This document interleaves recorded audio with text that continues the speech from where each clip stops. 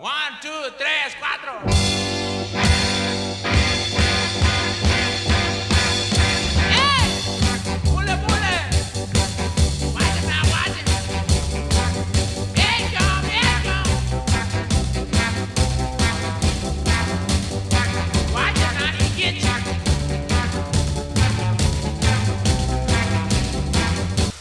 There's no happy medium. No. That's why I'm not.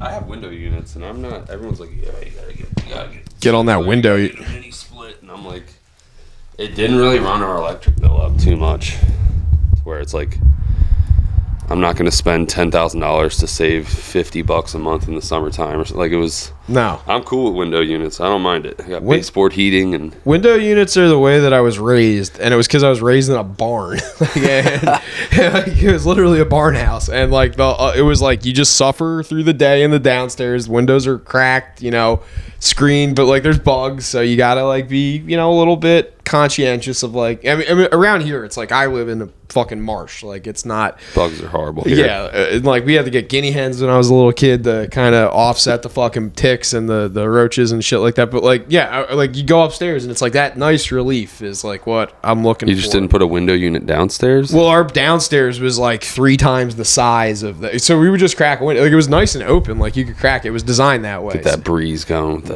we had a curtains blowing in the wind. We had a solarium too, and that solarium was south facing, and the guy that designed the house realized that the dispersion of air pressure as the sun was setting would make the heat want to rise and the cool air settle. So there's this big open sunroom, like roughly the size of this bedroom, with like a dining room table in it and shit. And just like, yeah, you'd crack a couple of windows, and as the sun would go down, the heat would rise and it would get cool. It was neat. I think we talked about that in an older episode about how like they survive without air conditioning in like the desert countries and stuff like that, because they like strategically have a room with like plants in it, and like the way they build their Greek houses Mediterranean out of mud. Yeah. Yeah, dude, it's neat. But yeah, I didn't expect to talk HVAC talk right off the rip. We can keep going on Chef, engineering. Stu, the boys, the HVAC boys, chime in. What's your opinions? You gotta go Central, dog. I'm running some duck. I'm coming over. Yeah. Stu, I ran into Stu at Wawa yesterday. I was like, "Hey, what's going on, dude?" He's like tired. He's like, "Bro, I gotta go fucking paint and spackle in some fucking house in Margate." I'm like, "Sorry, dog. I'm going back to bed." He's company man. He's a working man. Shout out Stu, man. He's been grinding. I've been running into him all over the place. And yeah, every time I see him, he's either on his way to or coming from a job site. Man is a hustler. Back down to the job. Man is a hustler. The kid wants to make some money, so give him some business. But nah, don't. Or don't, whatever. We don't care. We don't give a shit. Don't make any on the back end on this. Fuck you, Stu. Just copycatting this YouTube guy I watch. He always plugs his local like bagel shop, and he's like, "Yeah, give him some business." Or don't. I don't care. It's not that fat Italian guy, is it? Nah, it's like some skinny dude. It's like Jack RLP or something he's from Florida. He has slick back hair. He just basically reacts to like TikToks. Okay. He's entertaining. He's kind of like tinfoil hatty / like, I don't know what he's akin to us. He's weird. Nice. And I like him. But I almost had to look it up, but there's only one topic I want to talk about, and that would be Red Note, and you already hit it with TikTok. So what do you think about that?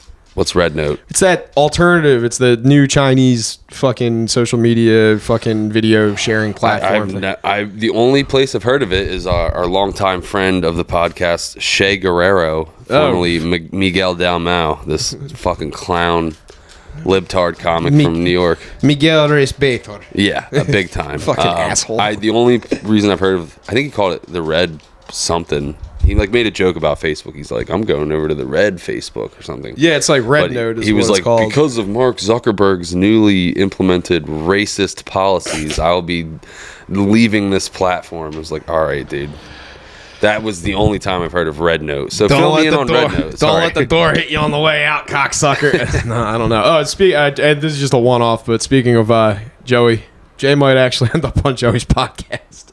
Joey Diaz? Yeah. Shut the fuck up. He reached out and they want to work with him. So He called Lee Syatt and was no, like, not yo, Lee. brother. I don't think he called Lee. I think he just was Mike like or whatever. I think he just like reached out to somebody and somebody on Somewhere there. right now, Joey Diaz is taking a bong rip in like Cherry Hill, wherever he's at, and he's just like, Who the fuck is this fucking open mic wants to come on my podcast. the fuck is this Danny DeVito? He doesn't know what it's like to be a comic. It's living in a car.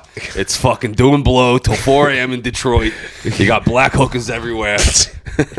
Oh, he's got a bit about hookers? Bring him on. He's got a bit about hookers. All right, so tell me, what was his name?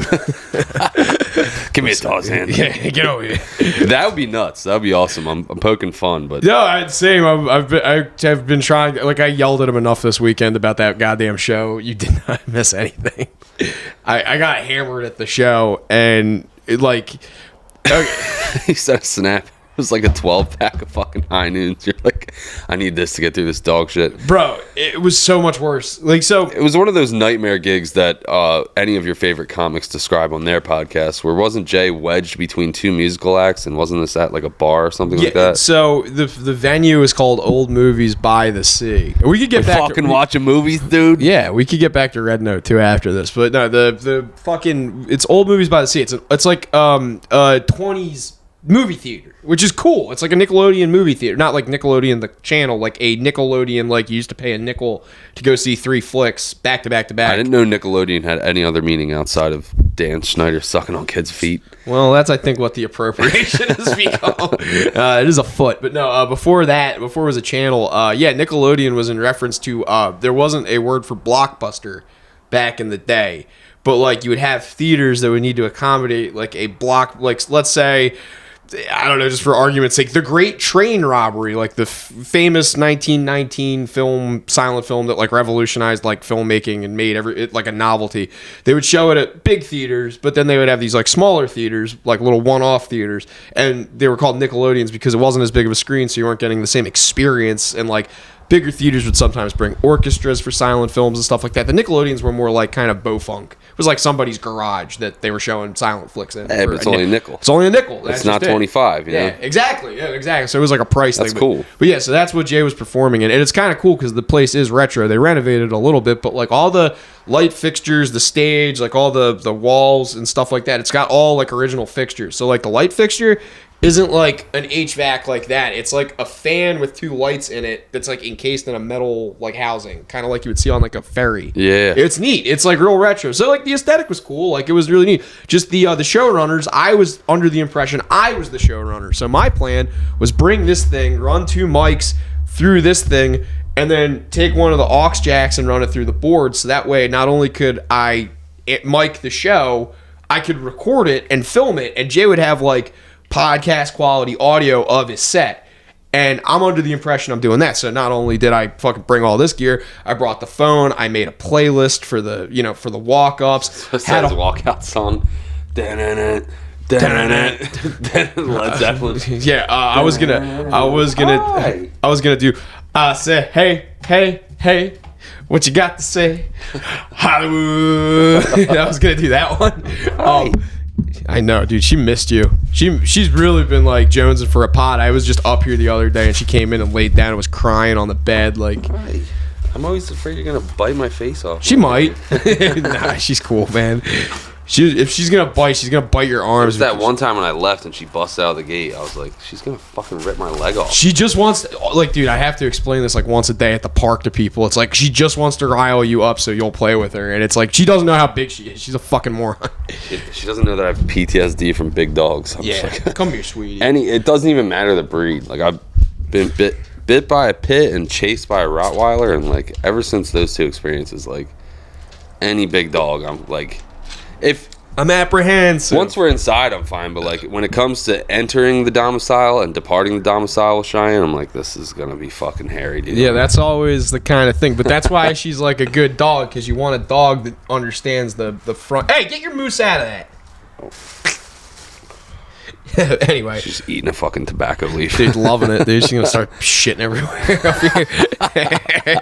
I'm packing a lip, man. Give him, Jake. You got any zins for my dog? I got red, man. I got just like pure tobacco leaf down there. Some chaw. So so Jay sells me this. He's like, yeah, like you're just gonna come in and do the audio for the show. And I'm like, I don't mind doing that, and I could like even amplify it. I could record it, so like you and the other comics will have something. But like realistically, I just wanted to have Jay get a little screen time. So I bring everything, and I get there, and I walk in, and there's two dudes playing a guitar, and there's already some guy setting up the audio. So I'm like, hey, I'm Joe. I was told I was like the showrunner tonight. Like, where you want me to set up? And they're like, no, we got it. Don't worry. I'm like, oh, okay. So I just go around the corner and buy a 12-pack and sit at a bar and drink for like the hour that I'm supposed. And then I get. Is there any way that you could have like mic'd Jay up somehow? So or did you end up recording him? Or? No. So what happened was, it turned out Jay was lied to. Not like lied to, but like they had changed plans really rapidly to a point where it was out of his hands. So he was marketing. He went on the radio and told people the show is going off at 8:00. Doors are at 7. Be there early. And they started the show at 7. So he's like, already we're off to a bad start. He wasn't the one that put the show together. It was this company. I'm not going to mention their name because I don't want people like fucking trashing them, because they are like kind of, the contingent of artists Shane Gillis was lamenting about on SNL, how it's like, yeah, they're like theater kids, like that just are trying to be funny.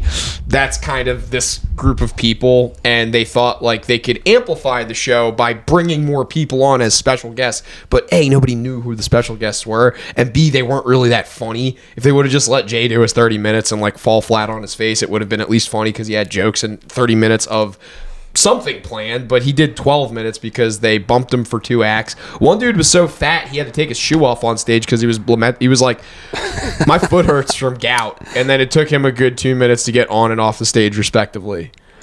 Was he a comic or was he one of the musical No, acts? he was a comic. He was just a big fat dude. Was that like a bit? No, he's just a fucking. It sounds like a bit. He wasn't funny. None of his jokes landed. That sounds pretty funny. And him being too fat. Having a gout foot is funnier than taking anything your shoe Jay's off ever said. Yeah, exactly. Just being fat. Just taking my shoe off on stage. I can relate to that. Bro, it's like I'm feeling a little toasty.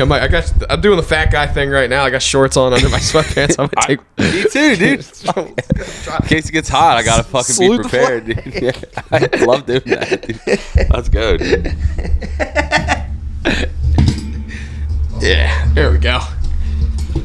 That's We're both gonna get up real quick and forget our pants are pulled down and just eat shit. That's a fat dude pro move there in the Right. wintertime. Yeah. Big time fat dude pro move is just to wear shorts. Yeah, like that's shorts and a coat or a sweater. yeah.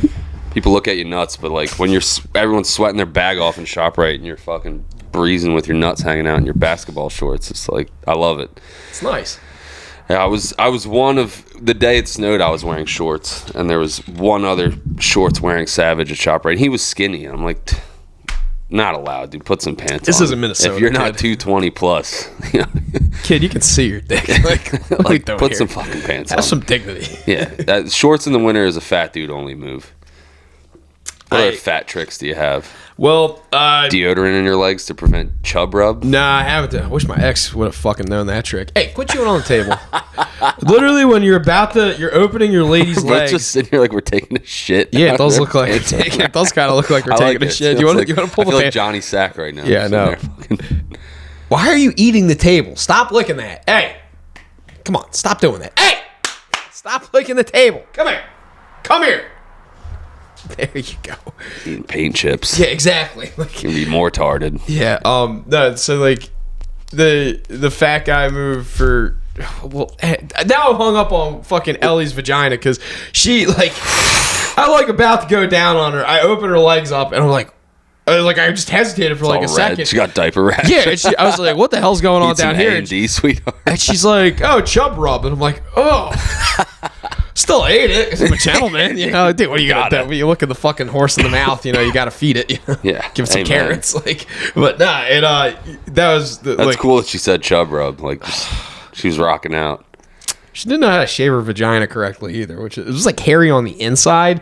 And then I told her, she's like, "Do you like a girl shaved or do you like a girl au naturel?" Which I thought was kind of a classy way of asking that. I'm like, "Well, I like it like trimmed, I don't like, a 70s bush, but I like it, I like my lady to look like she's been, like, I will shave my face and make my mustache look like, I would like you to reciprocate. Some grooming. Yeah, some grooming would be a nice way of Shave putting your it. pussy mustache. So she fucking shaved the outside of it, but then the inside was still hairy somehow, and I'm like, I don't know how you did this, but this is really not feeling good. And I like go down on her, and it's like you're looking at bald pelvis. And I'm coming up with hair in my teeth. And I'm like, this is nasty. I don't like this.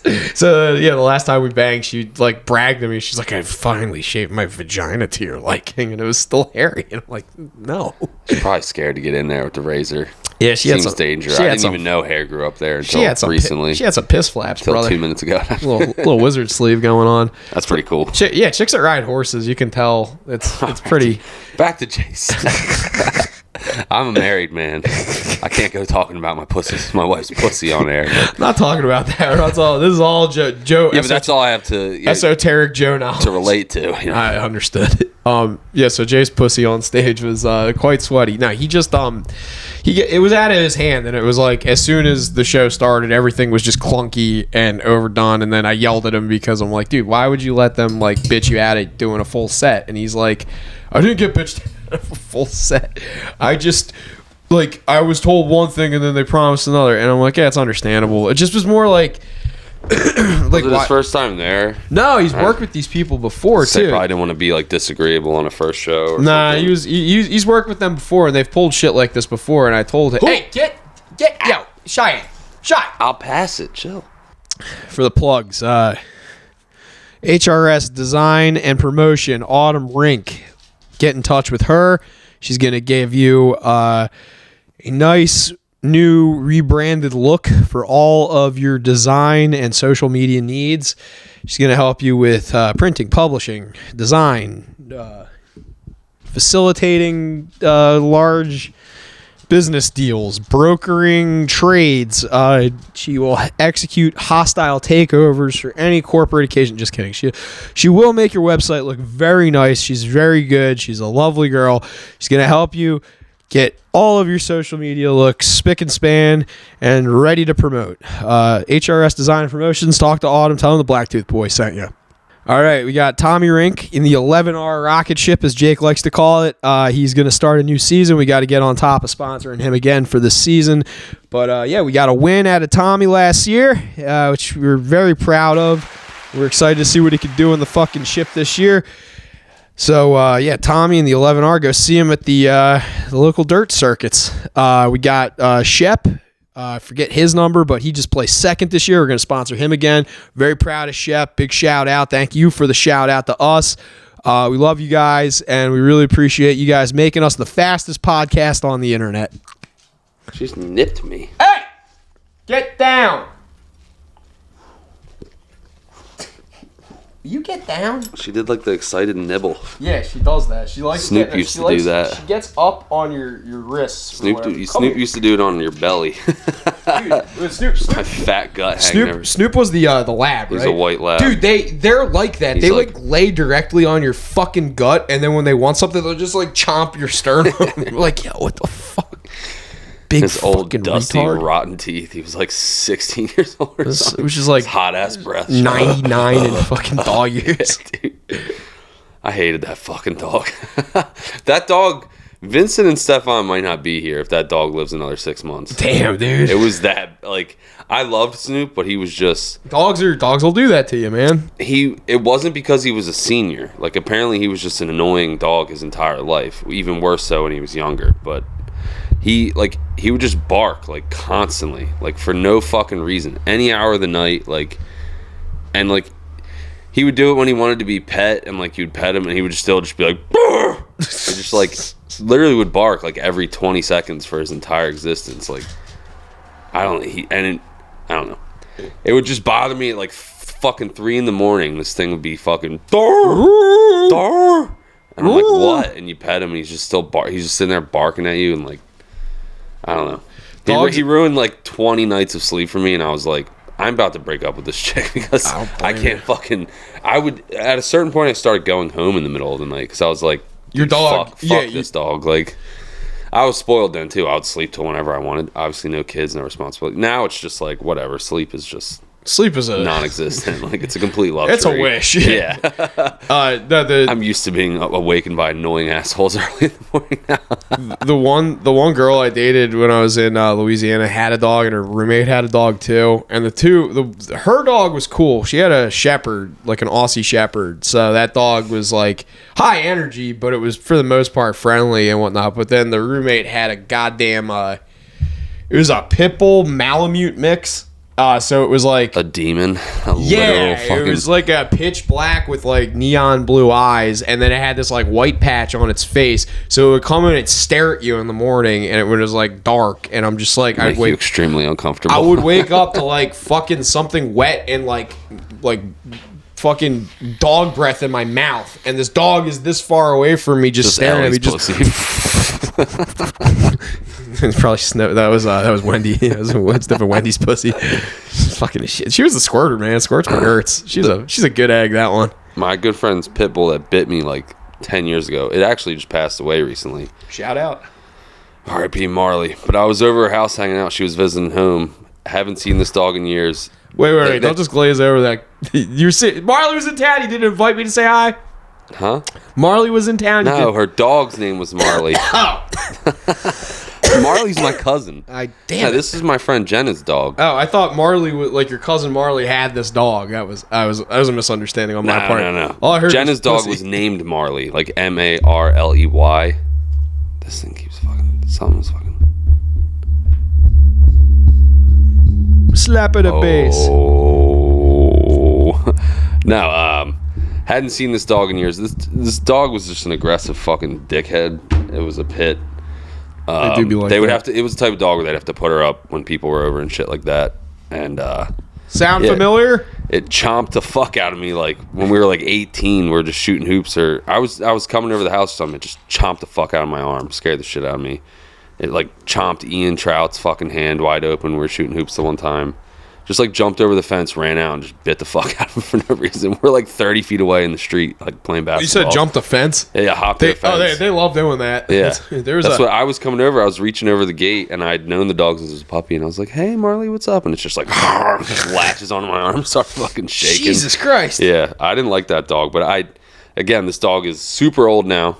I was over there a few months ago. Right, I guess it was like a few weeks before it died, and they left the storm door unlatched, and this thing just burst through the fucking storm door and was like charging right at me. And luckily, her mom and her like got in front of it before it came to me, but it was coming for fucking round two. Like I was just like, delicious. Damn, you're like 90 years old, just ready to fucking munch the shit out of me again. But you were saying you woke up with the dog like in your face, and that was. Yeah. That fucking dog to me. And a few years after it bit me, it was Shep's wedding, and we crashed. Me, Smallwood, and Stu crashed at Jenna's house. She gave us a ride, and fucking I woke up on the couch and just to Marley like in my face, not even growling, just like, and I was like, I'm about to die. Like I was the only one awake. It was like 6 a.m. or something. I was like, this dog's about to who the latch fuck on let my this fucking dog out? mouth. Like yeah, it was just the fear of fucking whatever the saying is. But yeah, the fear of life, the fear of death. I don't know. I was a scared little bitch. I was literally like, Jenna. I can understand that. It just walked away and like went and laid down, and I just sat on the couch like not moving until someone woke up to get this fucking dog. I don't like pit bulls. I'll say it out loud. It's subjective. They're scary. To me, yeah, There's are scary. cool ones. If if we make nice and this dog seems cool, I'm not gonna like not come over. But like if there's any touch of like.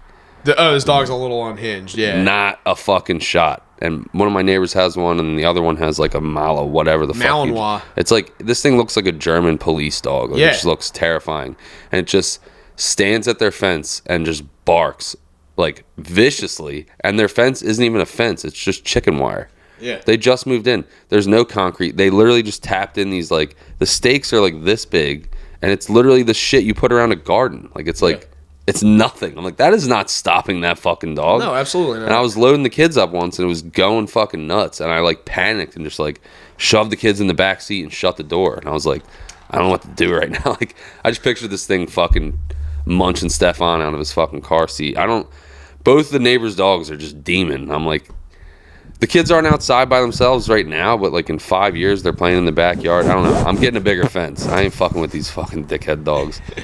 But yeah, I went on a tear this week about Pit bulls. yeah, there's just like apparently a fatal pit bull attack like every 14 hours or something like that. Something like ridiculous. It is an uncomfortably high statistic. Like, and I don't want to put that because like I'm pro dog. Like I don't want to think that I'm extremely pro dog. But the thing always Dogs comes that down can to kill me. I'm not pro dog. the thing about it is that there's an unrealistic, like German shepherds obviously are like bred to be hunting working dogs, like, and they're big enough where they could take down a man. They also freak me the fuck out at first, like, and like like the pit bulls, it's just like this absolute denial that the dog has like any. It's a dog. It's unpredictable. Like, you know, if you. I watched a dog that was like totally fucking normal get completely fucked up by fireworks. Two whatchamacallits, New Year's Eve's ago. I think I was with you or whatever, and then like you left, and the neighbor's dog was the beagle was fucking freaking out. It was running, and like a dog is pretty bomb proof. They bring it hunting, like it knows what explosions are, but like dude, they're fickle. They'll just fucking go off it's sometimes. not like you can reason with them. But yeah, exactly. And the it's thing like, is, I'm not afraid that a beagle can kill me. It's yeah, just but like, no, but a pit bull, it's like if it has that same like irrational knee jerk kind of like, oh, like that's gonna be a lot more fatal or potentially fatal than like, and like I don't know, opening yourself up to that liability has always seemed kind of like that. With her, I understand she's a huge liability, but she's trainable for the most part. You know, like yeah, and you don't have like small children living here, like, and she's a working dog, and I work her. That's the reason she sleeps. I mean, she's excited to see you, and she's gonna wake up in 20 minutes anyway. But like, she's a working dog. You have to work them, and people just leave Malinois out and like pit bulls out in fucking yards. The story. It's like it was yeah, probably a week or two ago, in I think Ventnor or Margate, someone just had a Belgian Malinois. Just, I don't know if I'm saying that right, but no, that's right on. Just chained up in the yard with no fence, and this guy walked by with his two like small dogs. This big ass dog killed both of his dogs and like seriously injured the guy, like trying to save his dogs. So that story got me freaked out. And then like that night, the neighbor's dog was like freaking out at the fence. Yeah, there's been a few times where I didn't know they had moved in yet because that house had sat vacant for a while. So I would come out of my shed at night to like take a leak or something. I'd hear like growling like 10 feet away. Jesus. And I thought the other neighbor's pit bull got loose or something, because their fence is bullshit too. Like, people just have these like demon dogs. Like, you do it right, your fence is fucking 6 feet high. These people have like a picket fence that's like this high with a fucking alligator walking around their fucking yard. You know what I mean? Like, that is the nickname for them. They call Malinois Maligators. Well, this is the pit bull people. Yeah, that's still like pit bulls are crocodiles. I don't know. They just freak me out. I'm like, I either got to fight fire with fire and just get a Great Dane or something to protect my kids, or I'm just gonna get a big fence. But that's my life, is being afraid of dogs. Like, no, it's not. It's I get freaked out. Like, it's a reason. It's a rational thing. One thing that bums me out. I heard Sam Hyde talking about like how it's do you think it's inhumane for people that live in cities? Because I've unfortunately been going to New York a lot more with Jay. But do you think it's like inhumane to have a big dog in a big city where like it depends on how big your living space is, and because you could have a big dog in the country and live in a fucking glorified shed, and that's also kind of inhumane. But the dog, there's at least a big yard. But I was gonna say, it depends on how big your living space is and how regularly you can go to like a dog park. Like, I'm sure there's dog parks in the city, but there's a lot of them. Yeah, not the best. I wouldn't say. Yeah, but his argument was like animal cruelty, and I said it's like that's a little bit overzealous saying that it's what if you're rescuing an animal from a extremely cruel situation, and you take him to your apartment and he lives like a king? And like, is that animal cruelty? No, absolutely. That's kind of like the counter argument is like, clearly, like, you know,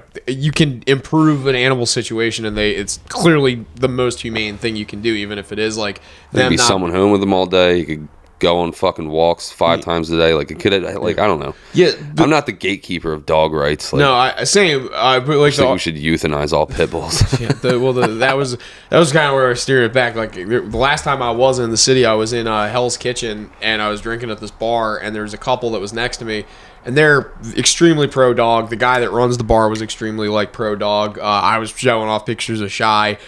It was like everybody was pretty pro dog, and then out of nowhere, the conversation just kind of took like a 180 to pit bulls and also like larger breed dogs. Like Great Danes was the one that was thrown around the most, and bloodhounds, like the big ass fucking Georgia bloodhounds. I don't feel nearly as much fear around a Great Dane or a big bloodhound as I do like a pit. What's the one? The Dobermans, the Rottweilers, just the stereotypical like guard dogs. Like, yeah, I'm not stoked on that. Well, they were all in the esteem that it's like if you live in a city, it's almost like you're a detriment to your neighborhood and community by having. Like, they were lumping the large breed dogs in with the pit bulls, but like they were like, yeah, because it's like a Great Dane's not going to be able to run around like it needs to because they're like 200-pound dogs. Like, yeah, Great Dane in an apartment. That's a horse. Probably like, not great. Yeah, it's like, and I can that's a good Dane. I can understand that. And then like a bloodhound is like a working dog where it's like that thing is like it's going to sleep most of the day, but when it needs to work, and it'll get up and it needs to expel like 2-3 hours of energy. They're cool dogs. They are fucking buddy neat. of mine in high school had one or two. Tucker, I think it was just one. The point is they slobber all over fucking everything. Yeah, Their entire house just looked like you were tossing ropes all over the couch all afternoon. Jesus, like, yeah. It was like insane. Like the whole, I don't know. And they were just used, like they had fully just been like, relinquished that it's like we're just going to have you just states. sit your arm down on the armrest of the couch and you're like, I'm like, what the fuck, dude? And they're like, Yeah. That's Tucker. I'm like, no. There's one of my ex's neighbors had a not the Saint Bernard, the other one, Bernese Mountain Dog. The same thing. They're just like a Saint Bernard, but without the brandy. They're you know that, right? That's why the Saint Bernards have that barrel on their neck.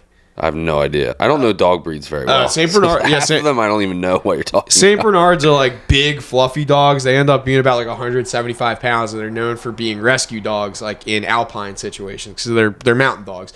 And they used to put these like whenever you could the identifying factor between a Saint Bernard and a Bernese mountain dog. Bernese Python. Yeah, Burmese python. The distincting factor is like always that like the Saint Bernards would have this like cask of brandy under their neck. It was like this little wooden barrel. I see it. And so do you know what that's all about? Fucking hooch with the hooch. I don't know. Hooch with the pooch? Pooch with the hooch. Hooch with the hooch. Yeah, man. When you're rescuing people in mountain settings, it's good to give them a little bit of liquor. Keep them warm. Yeah. So the dogs around. This fucking liquor was illegal, but they couldn't arrest dogs. Fucking dogs that run wrong. They used to fucking use carrier pigeons to bring kilos. Really? No, I don't know. I heard they did use carrier pigeons for like grams, but like retail transactions. Gotcha. In the city. This was like, I don't know if this is true or if it's just like that sounds pretty real. Like they do have pigeon racing. Mike Tyson does it. Like anything Mike Tyson does, I would say is like criminal adjacent by like 2 degrees. Like, yeah, how do you think he got into it? That's probably I'm saying. The guy with the best coke, he fucking sent birds to my house. Give me a bunch of birds. I fucked the first 10 of them, and he told me stop killing its birds. Stop trying to chop up these birds and snort them. I'm getting feathers stuck in my nose. I raped all its birds to death. I'm gonna eat your fucking kids. Sends them a bunch of pigeons. I'm gonna eat your fucking pigeons. I think Mike Tyson is more dangerous around children than pit bulls. Mike Tyson's more dangerous around himself. He'll bite. He has a more bite. He did bite Evander Holyfield's ear off. Tina like couldn't believe that. Really? I actually thought so it was we were fake. watching No, she just didn't know about it. Oh, really? Yeah, they like brought it up. We were both watching the Jake Paul Tyson because it was on Netflix. She's a big Netflix doggy. But yeah, she was like, he bit someone? I'm like, yeah, it's like one of his most like famous, infamous moments of his career. Yeah, it's I showed her and she was like, why did he do that? She's like, she didn't know much about how fucking insane Mike Tyson is. She just thought he was like this like boxing hero. She's like, hero? She like looked him up. She's like, he went to prison for rape. And I was like, oh yeah, he's a giant piece of shit. That was fun because I was in Florida when that, like, I think it was like that Saturday or whatever was like the next Saturday after I was in Florida. So I was like sick. I didn't even watch it. But like, the hype around it was like a bunch of like Zoomers and like younger than me millennials Googling Mike Tyson for the first time and being like, oh, I didn't even know he was a pro boxer before he was an actor. And I'm like, oh God, don't look up his career and like criminal past. Minus the rape. All the other stuff is why you love him. Yeah, exactly. Just because he's so fucking funny and unhinged, chaotic. Yeah, like he's one of my favorite interviews he ever gave was it was like it wasn't like ESPN or anything. It was like a mainstream news outlet. Some reporter asked him, "You a piece of shit?" No, she asked him. She's like, someone was quoted as another boxer's coach referred to Mike Tyson as a rapist and a recluse. And he goes, "I'm not a recluse." That's how he addressed the charges. You ever see the one where it's like a black dude interviewing him on like some regular Good Morning TV show, and he's just like, they have like a fully normal interview, and it's towards the end. He's like, "So what about the rape allegations, Mike?" And he's like, "You a wormy motherfucker." And he's like, he's like, "Yo, Mike, we're on TV." He's like, "I really don't give a fuck. You a piece of shit. I'll knock the fuck out of you," or something. Like, he literally just, "I'm gonna get up and drag you across the fucking stage by your fucking hair."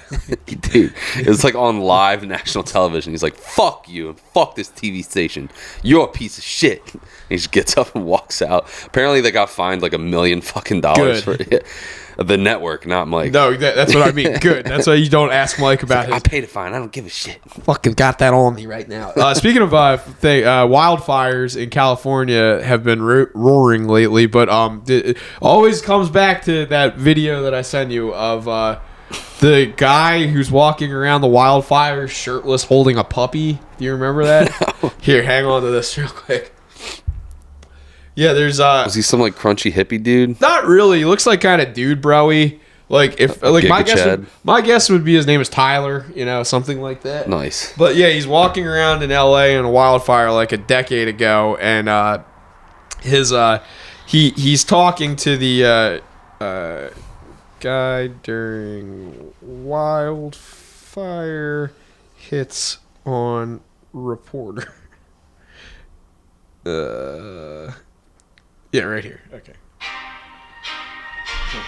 For all you watching at home, Wells Fargo would like to sell you a credit card. 2% interest, dude. About 50 miles east of Los. Sir, do you live around here? Yeah. Wow, you're super pretty. You want to go on a date sometime? We're on the air live right now on KCLA, actually. Do you live in one of these houses? Are you evacuating? I actually know her. Courtney Friel and I are like super That's close it? friends. Yeah, I don't know. This bitch is gonna interject, but she, he's just like, "You want to go on a date sometime?" She's like, "We're on the air," and she's like, "What do you think of the wildfire?" She's like, "Oh, they're pretty cool." Like, just still in like fucking dude bro mode. He's just on shrooms or something. Yeah, like wandering around a wildfire with a fucking puppy, like he's Lance from fucking Apocalypse Now. Never saw that. Fire is an interesting one. Apocalypse Now, I believe we had to watch in History Through Film, but again, I watched about 40% of those movies the other day. I didn't give a fuck. Dude. I watched Miracle to be like, "Oh, I play hockey." Know the story already. Me and Jan were just locked in on Miracle, but other than that, Herb was a good coach. yeah, fucking again. It's about the fuck, every ep we keep coming back to this. I just watched the thing too. So Scroxy, why'd you want to play college hockey? Isn't it obvious for the strippers? For the coke, for the darts. This is real quick. Every time I'm racing and I'm like in the lead, because you asked what's new lately. Now it's just I'm glued to fucking iRacing. But I've seen.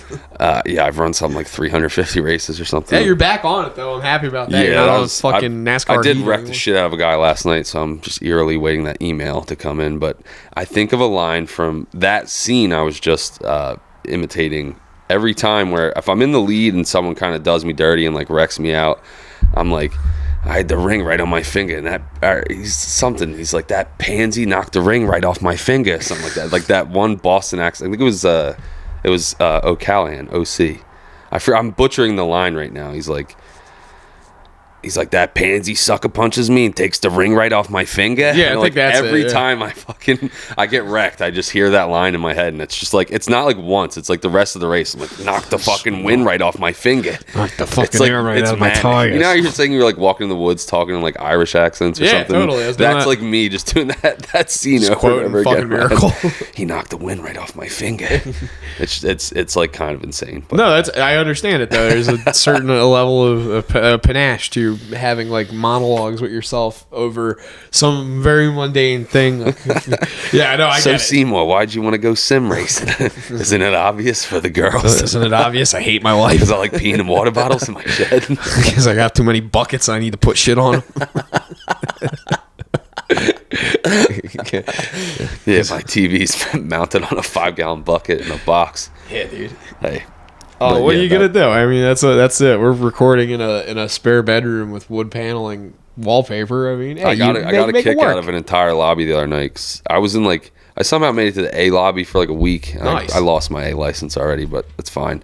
You're Canadian. One bad license. week, they boot you back to B. But I was up there with the big boys, and someone was just like, who's got the cheapest setup on here right now? Who, me? And I don't know. This guy was probably running something sick, and I was like, I have a secondhand laptop, and I have the cheapest wheel you can buy on Amazon. It's the famous Logitech G920. And I was like, I'm in a $200 sim cockpit off of Amazon as well that like broke the first day I got it. And he was cracking up. I was like, also, there's 10 inches of snow on the ground. It's 24 degrees outside, and I'm in a fucking shed. And like everyone started fucking cracking up.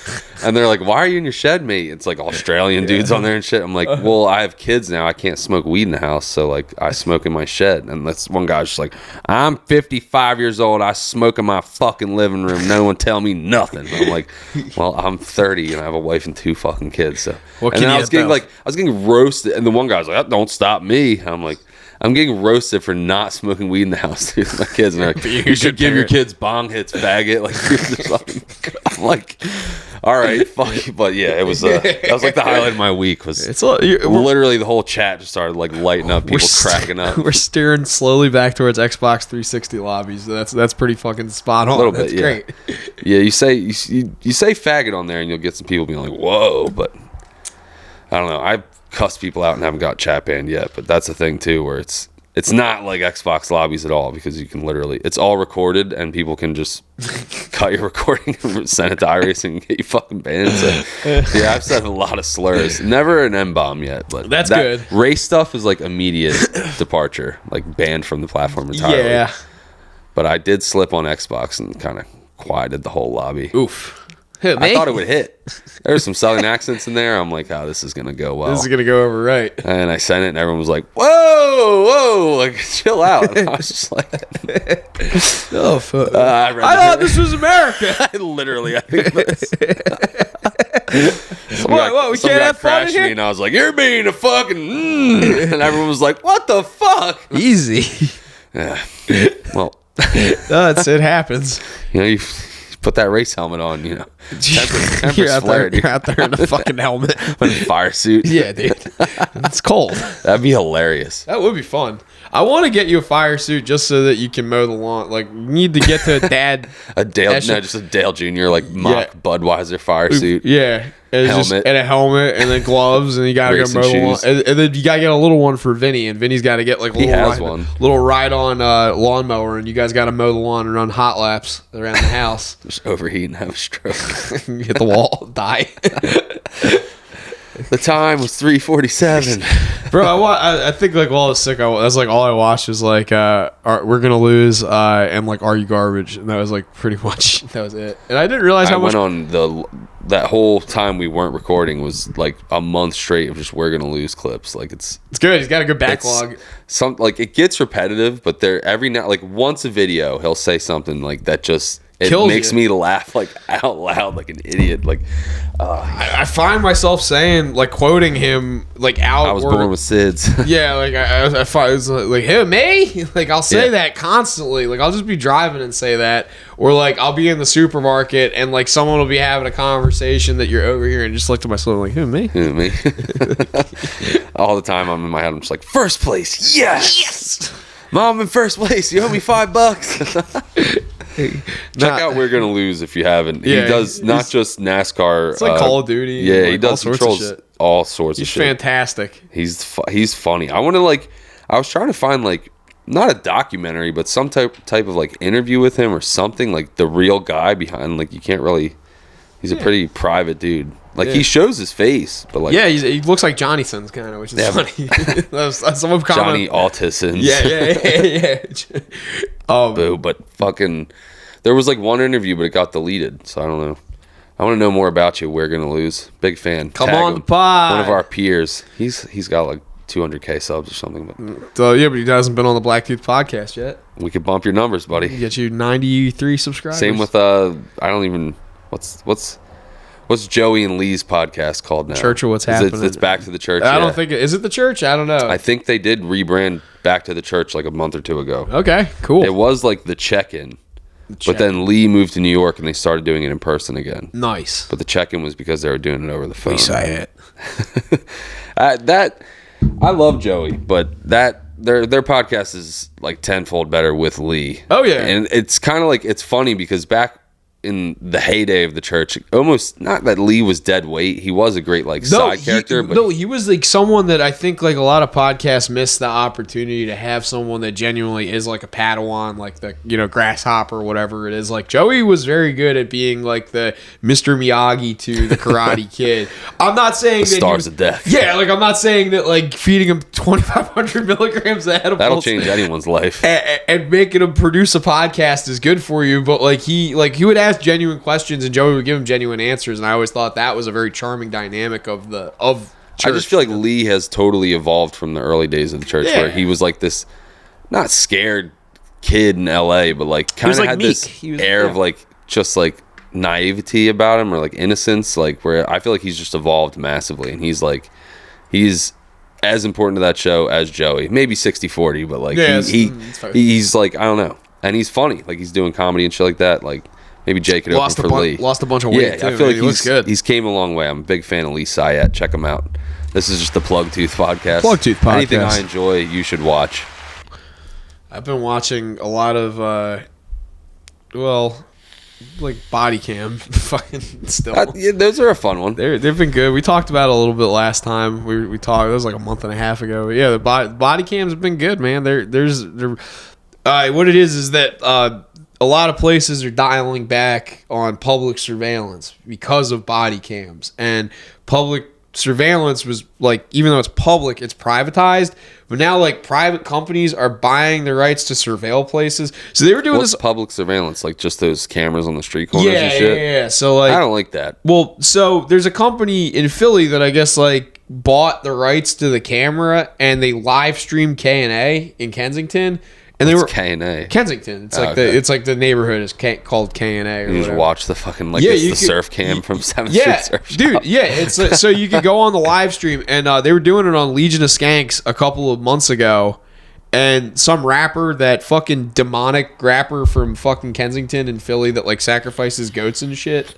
You know who I'm talking about? I've heard him, but I can't tell you his name. Yeah, I've heard about it though. They caught him on camera wandering around down there, and one of the guys that was on Legion of Skanks is like, "Hey, I know." Oh, it was Bert. Bert's like, "Hey, I know that guy. He's a rapper." And like text him. The guy like looks up at the camera and then like runs away. Damn, dude, what the fuck? Yeah, so there's like all cool. that shit got me down a rabbit hole where like I was like watching like Smoke and Scan and like all these like privatized but like live streams of like high crime areas. Do you have this on in the background, or you're like sitting there intently watching this, or you just might pop in? Might pop in. Yeah. Like if I'm like, that's insane to sit there like on the couch and like load up the Kensington. Smoke and Scan does that shit though, which is fucking wild. That guy like live streams like city hall meetings, and like he'll just like find a traffic copter that's got a live feed, and we'll just like play the live feed and then just sit there with a volcano bag and just like. That's fun. Big shout out to California Highway Patrol area. He probably makes a living doing that. Bro, not only does he make a living, he's actually a genuine like ham radio dork, which I think is cool as fuck, because I think that is a dying breed. But they're a what radio? Ham radio, like so like shortwave radio. Yeah, the report of the week put me onto that. Bro, he's a big ham shortwave, whatever the fuck. Yeah, ham, shortwave, they're the same thing. They're interchangeable. Like ham, dude. Yeah, fucking the radio. Juicy with pineapple. Communicate with a lot of fucking pigs bite out into there. it, you're like, what's this fucking antenna doing here? Why is this pizza all Hawaiian? Fucking poke me in the mouth, dude. Don't mind if I do. No, the ham radio shit was like, he's just like a dork like that, and I like it because it's like, I went to school for broadcast and shit, so it's like a facet of broadcast is like shortwave, and like truckers use it. And if you get one as a civilian and you just don't interact with it, you could just listen to it and you'll pick up like all sorts of shit. But this guy's like, I want to get me a CB radio. Yeah, CBs on our car, on our Toyotas communicate. Have that big antenna on my Corolla. You could totally get away with saying the N-word on CB. Trust me. Like there's no. You can get away with it anyway. You can get away with except it. England, apparently. Yeah, I did see that. But anyway, the fucking Smoke and Scan guy, he just like has like reduced all of it to like finding where, instead of it being like him just listening to police scanners, he knows what bands to like get into, and then when he knows that they're active, he'll go live and just sit there and get high. But then when he's not doing that, he's actually like been seen and like has like a bunch of photos of him going out to like the highway patrol Like they'll have like an open house day at the police station, and I'll go down there and be like, "Hey, you're so and so. You fly, CHP aircraft number 2. I love your live streams." And the guy's like, "I'm not supposed to say this, but dude, your fucking live streams rule. You're the fucking man." And he's got like all these like patches and stickers and shit that they're like supposed to give to civilians and stuff. They love them. Like, and I'm like, that's fucking awesome. Yeah, just smoke weed, watch the cops all day. It's my favorite thing to do, but like, it gets repetitive, Yeah, I feel like it's kind of like that with anything. Yeah. Like I'm on a Popcorn Sutton kick right now, which I've seen like every piece of content. Like in what facet? Like just his history or watching him dance? Like. No, like he's got there's a few documentaries, like an hour and a half, stuff like that. Just interviews. He's got a bunch of interviews and stuff. Just looking for content I haven't seen, because I went on a kick of this like 5 years ago where I watched like everything on YouTube to do with him. Yeah. And I'm just like, I guess I'm in this part of the circle again where I'm like, I'm going to watch some more Popcorn Sutton stuff. But in a week, it'll be, I don't know, something. I ran through that phase like 6 months ago.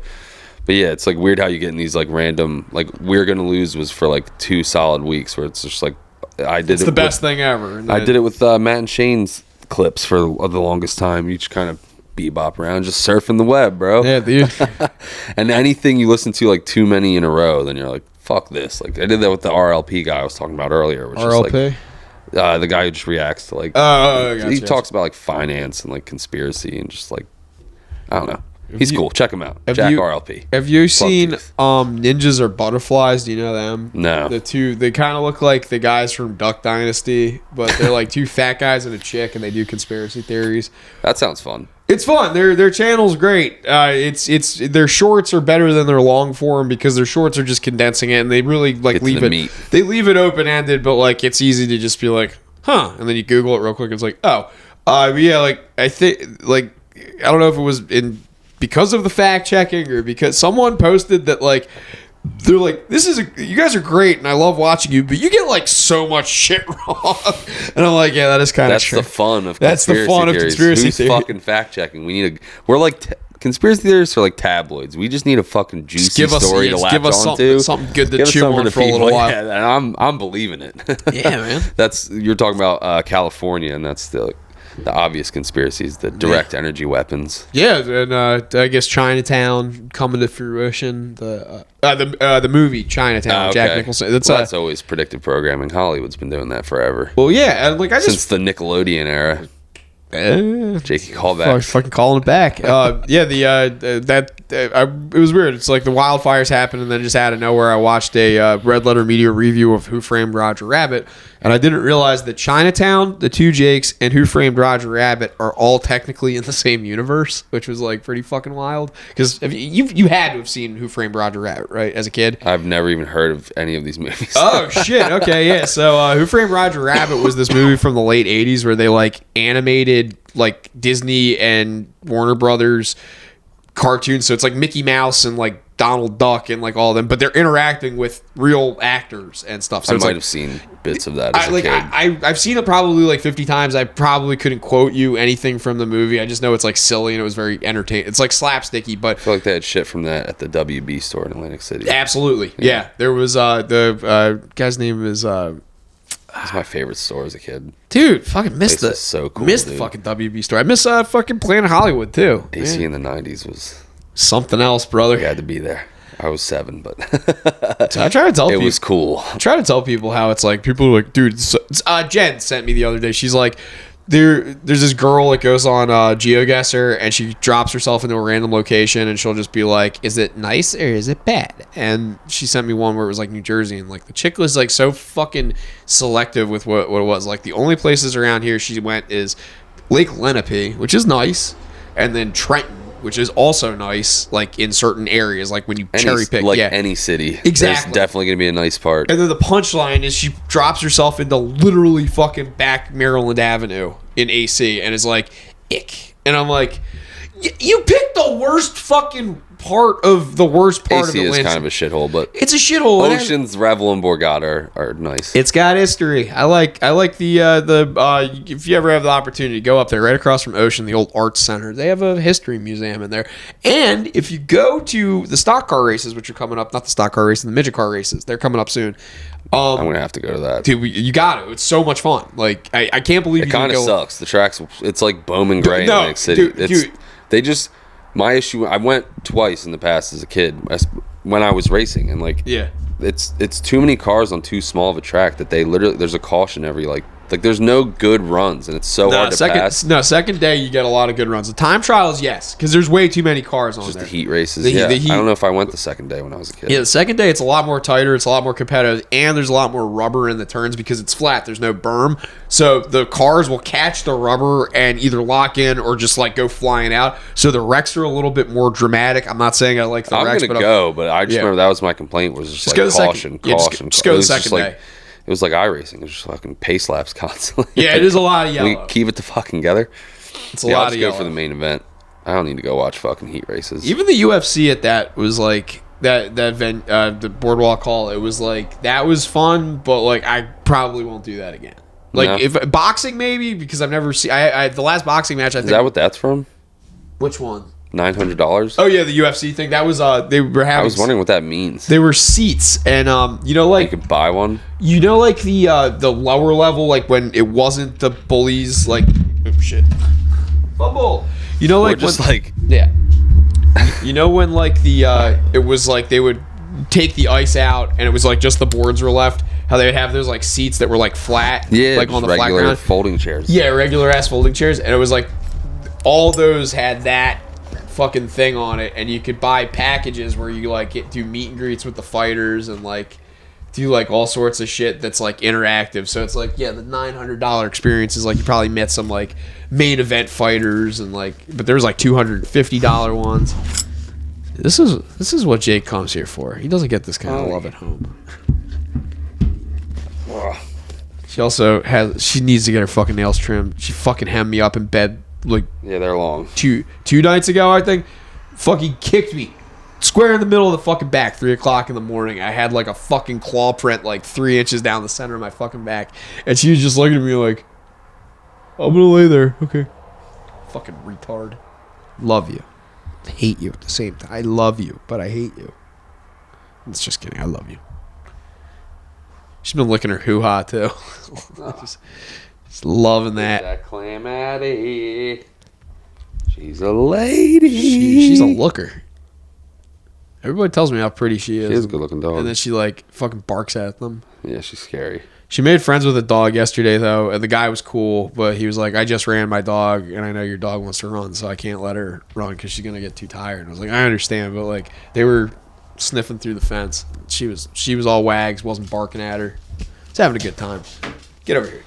I wish Rocky was like that with any dog, but literally any dog. He was just like a psycho. Yeah. It was like I would have to put him in the tennis courts there because I just couldn't even. I didn't even bother getting him signed up for the dog park because I knew like. it's No, not dude, gonna- that's like a big point of contention among the Upper Township dog community right now. Everybody hates it what they're doing with the fucking dog park, and like I haven't been. I was about to march my ass into City Hall a couple of months ago and offer to do the maintenance myself if they pay me $1,000 a month. Like, They'd probably be like, no. yeah, well, that's just it. The biggest problem was they let a fucking beehive go completely out of they control. don't. We bitched to the township about they let them go at the playgrounds at Yeah. Amanda's Field, and I wasn't gonna say anything, but there was like a bunch the one day, and I told Tina, and like I had to like literally take Vincent to the car and be like, well, fuck this.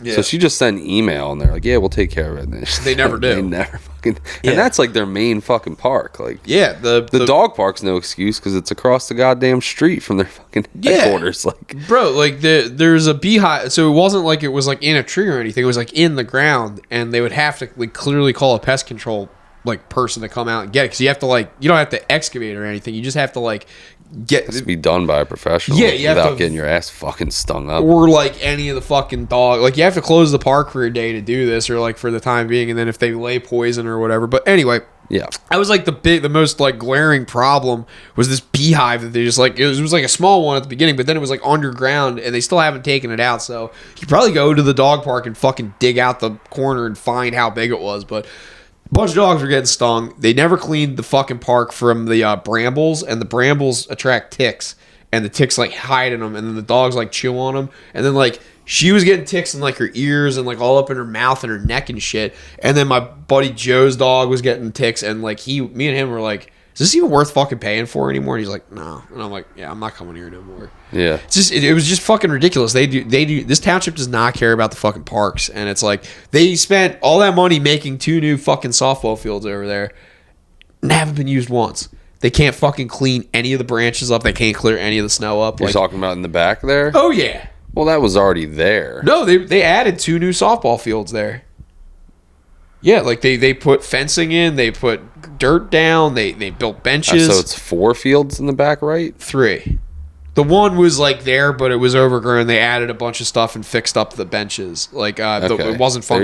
They were dilapidated. Yeah, in but the they- back, right? But they Behind added that little tiny playground. Yeah. They added to them, and I'm like, Red, I haven't seen a single game occur here It's yet. wintertime, Joe. But no, like this was last spring. They had the entire. It summer. wasn't done when I was taking Vincent there like last summer, and it was it was like done. it was all ripped up, and like they had. It was done by like June. It was early. It was early because like they put a bunch of like other stuff in there, but like they built the benches and assembled the fences and everything. It was like ready to roll by summer. But like Well- I was there every day with the dog. I never saw anybody use it. That's what I'm saying. I mean, for all I know, What times though? Like afternoon, morning, like all over the place. kids' softball games are probably like 6 o'clock or something. Yeah, like after school. I'd go there. Well, it's the summer, so like there is no school. I would assume that like they'd be there at any do it. fucking time. But like, I'm just saying they have 4. I don't usually see anyone using any of the equipment when I go there. I see a lot of people using Soccer. I see a lot of people using the baseball fields that are like when you first pull in, like those big ones with the lights and everything. There's usually like a kerfuffle going on there, and that's where the games are. But like, yeah, like they jumped all that money into doing that. And it's like they can't fucking clean anything. Like, get fucking wrecked. I don't know. This is Joe's bitching corner. Elon will save us. The Get the fuck. Department of Government. Fucking hate that guy. He made a joke out of Doge, like Department of Government Efficiency or something like that. That's pretty funny. Yeah. You don't like Elon?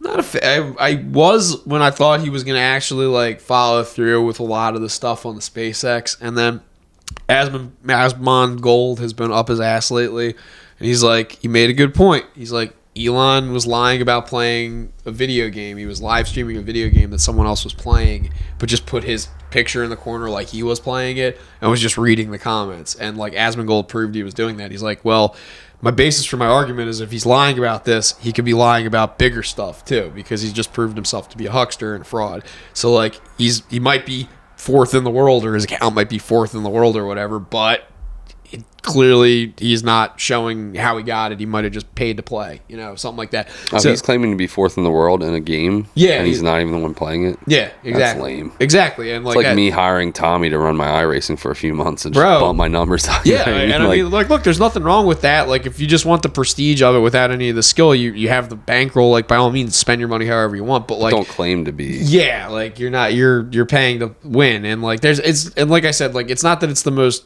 like detrimental thing ever. But no, like I agree with that his sentiment argument- of like if he's willing to lie about something as so frivolous petty, as this, yeah, then and then like what else is it? So like when the like there's real stakes on the line, what like So like the big thing with me is like I always liked him because I like SpaceX, and I know you like I'm not gonna get hung up on space or like trying to get like too detailed. I into don't it, give a but, fuck about space. but like I like space travel. I've always found astronomy to be very interesting, and Are you Virgo?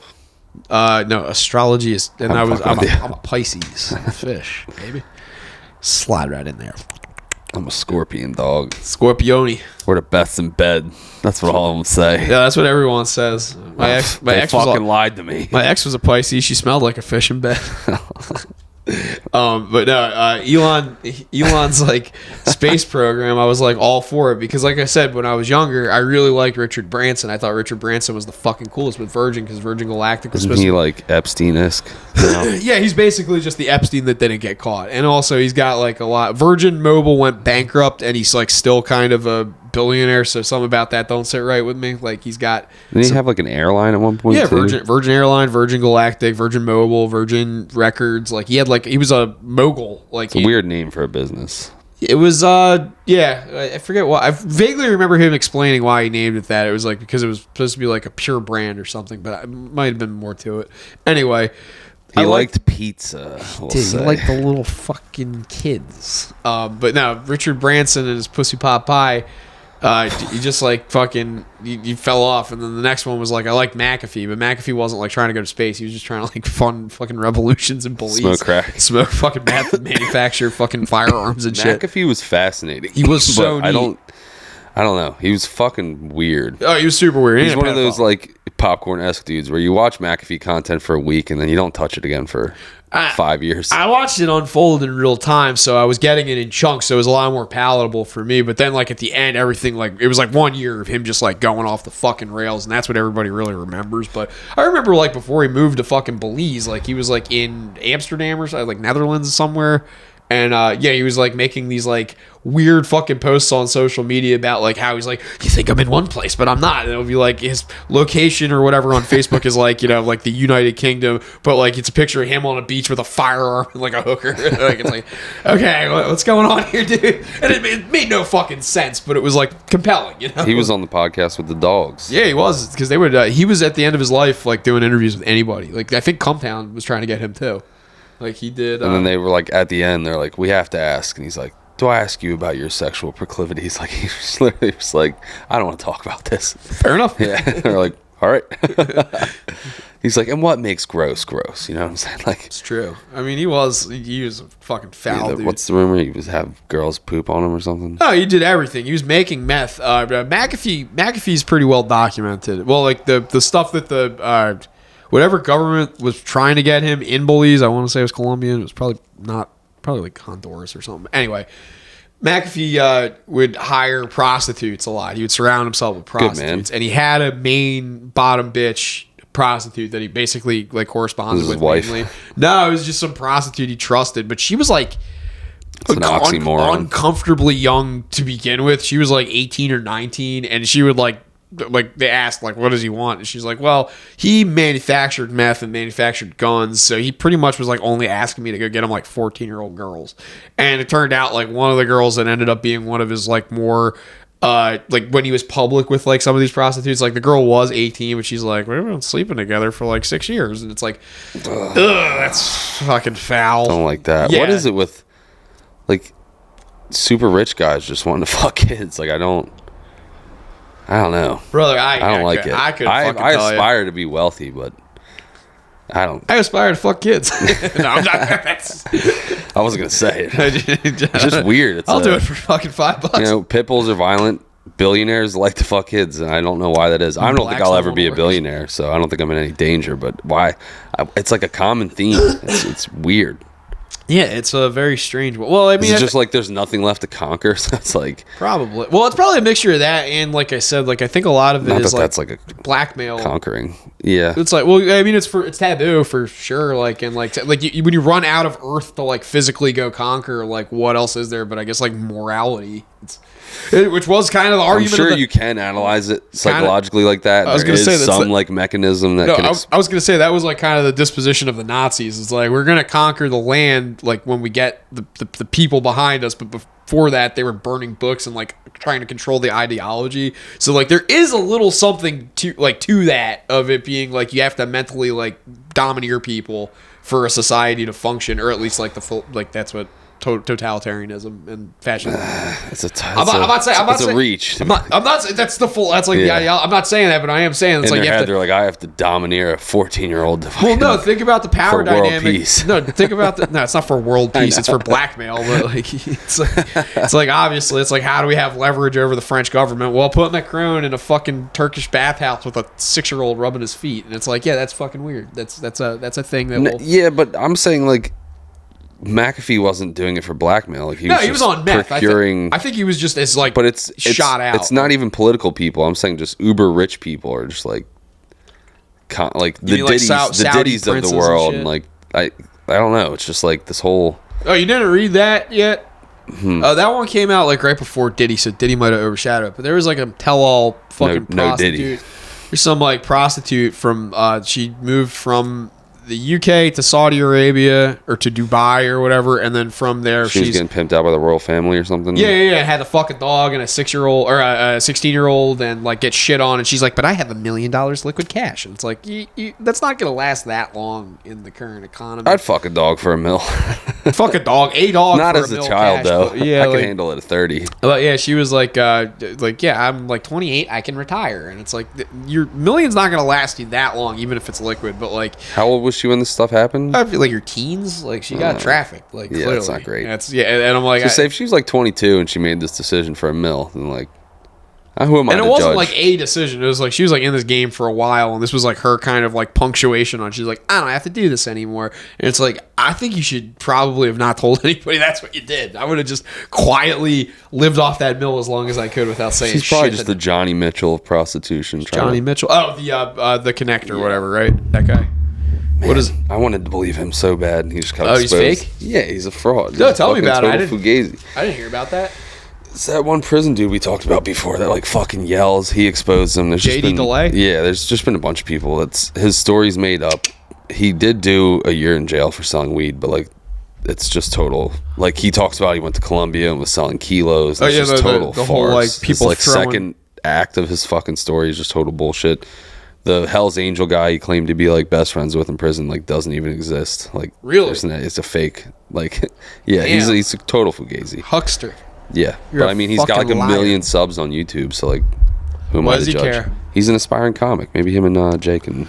Well, he is a comic. He's that comic that got knocked out on stage or punched in the mouth or whatever on stage, and that black dude. And that story in its own, it's like that has kind of like gone through a metamorphosis as well. Like I remember when he first said it, he was like, "Yeah, I was running my mouth, but like I mean, I did time, so I just told the guy, it's like I'm not afraid of you." And the guy came up and socked him, and then that was like kind of the end. And then he's got this like one where it's like a 20-minute version of it, where I think he was talking to Jezelnik or some like.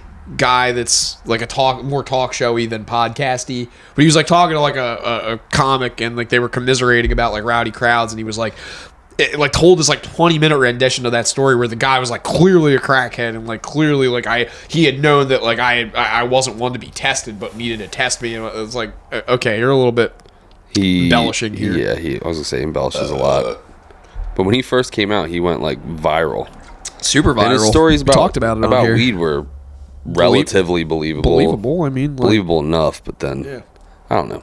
Go check him out, Johnny Mitchell. Jay Mitchell, him and Jay Scrocca will be performing at Old Movies by the Sea. The Mortgage Connect, their new podcast. I had 62 houses. I needed to move all 62 of them in 30 days or less. So what did I do? I flooded the market with Mexicans. And I had all the Mexicans move into the houses, and I made them sign these adjustable rate mortgages called Ninja Loans. No income, no job. The fires you were talking about before. Yeah, sorry about that. We were all over the place. LeBron James thing. He was like hyping himself up before a game, like throwing the fucking baby powder in the air or whatever he does. He do that with water? And no, it was like the quote at the bottom was like Mexicans knowing they're about to get the biggest contract of their career, and then in parentheses it was like literally rebuilding all of LA after the fires. There's just like an NBA pump up video. That is fucking funny. It's all sped up. You've worked on job sites too. There's nothing like literally any job site you walk into, it's just loud Spanish music. It's not even salsa. Yeah, it's just like, or it'll be like that sad like cowboy shit. Yeah, it's always love songs. Cause you're mi corazón, my heart. Just like always. It's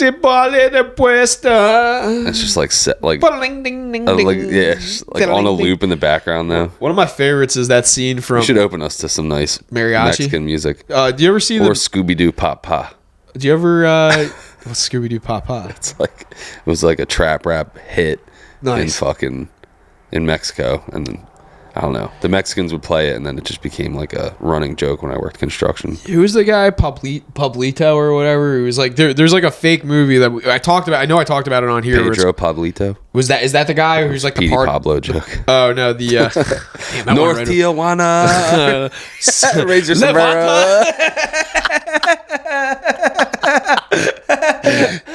Take your ropas off and swing it around your head like cartel helicopter. Your robots. Your Spanish is better than mine. Work in a kitchen, dog. Cocinero. SEG, Scrocket Entertainment Group. We're looking to start putting on shows in your area. If your area happens to be Cape May or Atlantic County, 609-425-3143. You might know it as the Can Man. I also am still doing that. You need me to come power wash your shit, I'll do it. Not a big deal. Got a power washing gig down at Green Street Market coming up in a couple of days. Going to be taking care of their hood vents. But if you need me in the meantime to clean shit or possibly put on some kind of comedy show / event, 609-425-3143. jscroc0@gmail.com. That's JSCROC0@gmail.com. I can get you in touch with comedians, and I can put on a show that you just show up, and we bring the sound system, we bring the entertainment. You just provide the cake and the punch, and we take care of the rest pretty much. So if you're interested in that or getting your dumpster clean, I'm your man, Joe Scrocca, Can Man and SEG Promotion. SEG Scrocca Entertainment Group Productions, I guess. So yeah, come find us. But Brandon Stewart's Handyman Service, 609. He'll come fix your shit. We love Stu. Stu's always been a good friend of the show. Has come and done much work at my house. My house is falling the fuck apart, as you can see. My log cabin needs a few of these fucking logs, spit on, fucking roll back up. Abraham Lincoln would be very disappointed in the state of disrepair this fucking place is in right now. But I digress. Bring this back. Stewart, Brandon Stewart, Stewart's Handyman Service. He'll come fix whatever you need. He does a great job. He works clean, works fast, and he'll get back to you pretty much within a day. Just give him a call if you can find his fucking phone number. Joy Tacos. Yeah. Oh my god. North Tijuana. Dude, you know who's funny is Will shout out Joel Will Elder, because he speaks Spanish, but he has that southern drawl. Because I do it when I speak French, but he does it so fucking good with Spanish where he's like, like he'll have like fluent Spanish conversations with chicks. Like, something is hilarious about that. He picked up this chick and like he was like, hola, senorita. Dude, he was seeing her for like a couple of months, and we'd be like hanging out on his porch, like fucking drinking beer and shit, and he would just be like in the middle, and she'd be like, so Will, and he'd be like, yo también, Tiango uno momento. Like, his deep ass fucking dude, he's so fucking Luke funny. Bryan sounding bro, voice. He's so handsome. Maybe too. lock them doors and turn them lights down low. He's so he fucking, like sounds like that just yeah, talking. he does. Oh, he's so fucking funny, man. He's like, I want him to get up here. I know he's having. Shout out, Will. If you can get up to New Jersey, I'll gladly put you on this podcast. We'd love to have you fucking. We can just do a phoner. That seems like a lot of travel to come hang out in your spare room. He's married now. Yeah. But no, Will. If you were like, yo, come to North Carolina to record Blacktooth, I'd say let's fucking do it. There's Zoom. Jay's talking about going down on the road and doing a couple shows down there in Kakalaki in Virginia. Nice. And if we do that, might have to we go. Can go do a trip and visit Popcorn Sutton's grave. Yes, sir. Due to my recent ADD. Do a little jingle hyperfixation.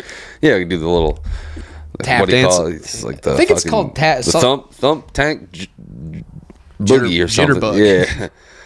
Thumbtack jig. When I do that's harder than a raccoon's pecker. What the fuck were we talking about before we got on to space? Oh, job site Mexicans and shit. All the LA guys I can hear it and smell it. Just like sawdust and like asbestos and just like the entire it's LA. not that. It's like just like LA's gonna. It's not their country. It's like the beginning of Narcos. Kind of. But like with fucking love songs there. It's like way more plain Jane though. It's just like I don't know. It's like their version of like fucking 95.1 or something. Like what's 95.1? Is that Cat Country? No, it's not country. It's just like not. It's not pop. That's 95.1. It's a bad comparison, but it's just I don't know. It's not something you would hear in a restaurant. Like it doesn't have as much flavor as you would think. It's just like it's not literally. It's just like love songs. It's like it's not picante. Though. It's like almost like blues. Like okay. Yeah, I don't know. And they have like the fucking horns going and shit. Yeah. Did you ever see No Country for Old Men? Yeah. Okay, you know that scene when Make a Luell... coin flip. Heads or tails? What are we flipping for? Doesn't matter. Your fate has already been decided. Pick heads or tails. Don't put that quarter in. It'll get mixed up with the other change. That quarter's traveled 20 years to get here, right here. Don't lose it. His fucking eyebrows do all the acting. And Well, I need to know what Javier we're flipping Bardem. for. A man don't make a bet if he don't know what he's betting on. what time do you guys normally close here? You're the About wrong now. one. What time do we normally close? Flip for it. What am I? What am I flipping for? I don't know. Peanuts? You ate a whole bag of them. You can do the whole fucking... Oh, that scene is so intense too. It's that movie is fucking great. That movie really makes your asshole clench. the end is kind of like, I think we talked about this before. Yeah. You liked it, where I thought it kind of Well, it's just Coen petered Brothers. out. Coen Brothers are like that. If you watch their entire body of work, there's a movie, like I said, that I think you would love, but it'll piss... The ending, the last 5 minutes will piss you off. Ending will ruin an entire. But you'll love... Ruin an entire movie But for me. you'll love it, and it'll kind of give you context to like what they do stylistically. Is this movie called The Man Who Wasn't There? It's got Gandolfini in it. Who's in. the horse face chick from fucking Sex and the City? Sarah Jessica Parker. Yeah. Sarah Jessica Parker. She got two first names. And Billy Bob Thornton. And it's about aliens, and it's about like espionage and like people being like, it's kind of like a cool topic for right now, because like I often talk about like alienation, like not aliens, like, but like being like socially alienated and being like transparent but completely invisible at the same time, like where you're like somebody who you're no frills, you're approachable, you're somebody who you can have a conversation with and ask them and interrogate them, anything, but like someone else's unwillingness to be the approachee or the approacher or whatever. It's weird. It's like a very weird like comment on like societary like just people socializing, really. And it's like you can be present but not there, and then you could also be there but not present. It's weird, and it's like it's real heady, but like if you like that, it'll kind of give context to No Country, where it's like the end of the movie is just the world keeps turning and all these characters, it was a fun little ride, but like the world Go home. Yeah, exactly. Movie's over. That really pisses people off. Nobody likes the Ferris Bueller ending. Yeah, I'm more of a fucking, I need a nice little bow. Even if you're gonna, while the music's playing at the end, you're like, they do this in black movies a lot, where it's like Boys in the Hood, it's like, you know, Trey made it to fucking Loyola College, and fucking Ice Cube got shot in the head the next week. Doughboy got caught in a fucking Bible gang retaliation and was killed later that week. It's like that one song where it's like the black chorus lady singing. I really That's you know what's something kind of funny is I meant to like say this is like one of the topics I brought back from Florida with me, but we're like, especially you right now, because it's like you kind of have to be selective with like when you have downtime and like what you're maximizing your like leisure time, but it's just allocating as much possible time to iRacing. no, but I understand, but it's like you're being selective with it, which is like I haven't had the opportunity in a really long time to just like, when I was down in Florida, there was a couple of days where I couldn't go to the pool or anything, so I just get drunk in the hotel room or go play poker. But when poker got boring and I couldn't go down to the fucking pool, I would sit in the hotel room and watch movies. And I did that thing that everybody used to do in the 90s when we were kids, where it's like, oh, let's just like flip on HBO without checking like what's like in the TV guide or whatever, and just watch whatever's on. I watched like 9 movies that way, where I missed like the first 20 minutes, but like I know what the movie was, so I didn't really care. But like I watched Gladiator, I watched fucking Heat, I watched Inglourious Bastards, I watched Hateful Eight. Like it was great. I watched Shooter with Mark Wahlberg. That's what Ron did for It's just my entire life. And it's just a bizarre way to take in fucking He wouldn't content. go to the guide. He would just flip channels. He would go to like HBO and just kind of like flip through whatever he could catch towards the beginning. He just, they're shooting each other. I'm gonna watch this, and yeah, it's like he watched like thousands of movies that way. Like he was like a, just only saw like the last like 40 minutes. well, no, he would try and catch them in the beginning, and then got to the point where he knew like, oh, they start at like 8 and So 10. that's like, the time to start the shuffle going. Yeah, like he, Nice. I don't know, he was locked. He would do that, like what you just described, like every night, just like watch 3 movies and go to bed. Yeah, I took in quite a few that way. I watched Hustle and Flow because I caught it like right at the fucking good part. out here for Yeah, when they're making that. I know you haven't seen it. I wish you would watch that because I wanted to see that so bad. watch it, bro. Like When I was a kid, when I was a little wigger, Oh man, with my Dale Earnhardt do-rag, dude, I wanted to Hustle and Flow so bad, and my mom would have taken me to see it, and it's just one of those ones that like we never got around to it. Just watch it, like take 2 hours from iRacing and like, or put it on in the background. No. Put it on in the background while you're iRacing. I can't do that, dude. It's such a good movie, and it's like so much like if you like SoundCloud rappers, like because this is like just before SoundCloud. It's like this movie is like you could just turn this white. It's about us, and it's so fucking funny. SoundCloud podcasters. Yeah, like it's just this like we're gonna be Joe Rogan, Tina. Go do your little podcast. Shut up, Tina. She didn't say that. Go do your little. She was like, "Aren't you gonna go?" And I was like, "What?" I thought we were just gonna shoot for tomorrow. Yeah. She's like, "Go." I always like painting her in a bad light, but she's usually the one like trying to push my hermit ass out the door. Fuck her. Tina, you bitch. Stop hogging my man. Everything's been good lately. Oh, that's good to hear. Yeah. Everything's been. I love listening to McCusker talk about like having a wife. Marital problems and like how like having children just like amplifies everything. Like I don't know, his stuff's like extremely relatable because it's not even like major things. You just like bicker about like you know why didn't you rinse out that nipple or something, like just like dumb shit where it's just like I don't know. He talked like at length on like Segura's podcast or something about like just like trying to mitigate the bickering with your wife, especially with kids. Yeah. He's like, I've just had to learn to just like not tell her to go fuck herself, and I'm like, extremely relatable. It's understandable, man. Turns out chicks don't like being told to go fuck themselves. Something I learned. I didn't know that. Something I learned very hard and fast is that chicks don't like being wrong in relationships, and they will dig their fucking heels in on that shit. And this isn't even that. They just don't like being cussed out. Usually leads to that. In my instances. It's and I've not even with chicks I'm dating. I've learned just chicks in general are more sensitive to that. We're like me and you will tell each other to go like fuck each other with like a smile on our faces. Like it's not that flagrant of an insult to me. But ladies, the F-bomb is harsh to a lot of you ladies out there. I don't know. Be sensitive. Yeah, the baby girls are sensitive. You gotta watch how you talk around the ladies. That's an old school thing, you know. Don't talk like that. There's women around. But yeah, shout out to Tina. She's been holding down the fort. My son Stefan is fucking huge now. He's like 25 pounds or something. He's a big old egg. And Vincent's gonna be 3. Yeah, and I'm a fucking dad now. The Dad Tooth Podcast. Vincent's new thing is, he used to sleep through the night, but now it's like every night at like 3, he just fucking jolts awake and starts screaming.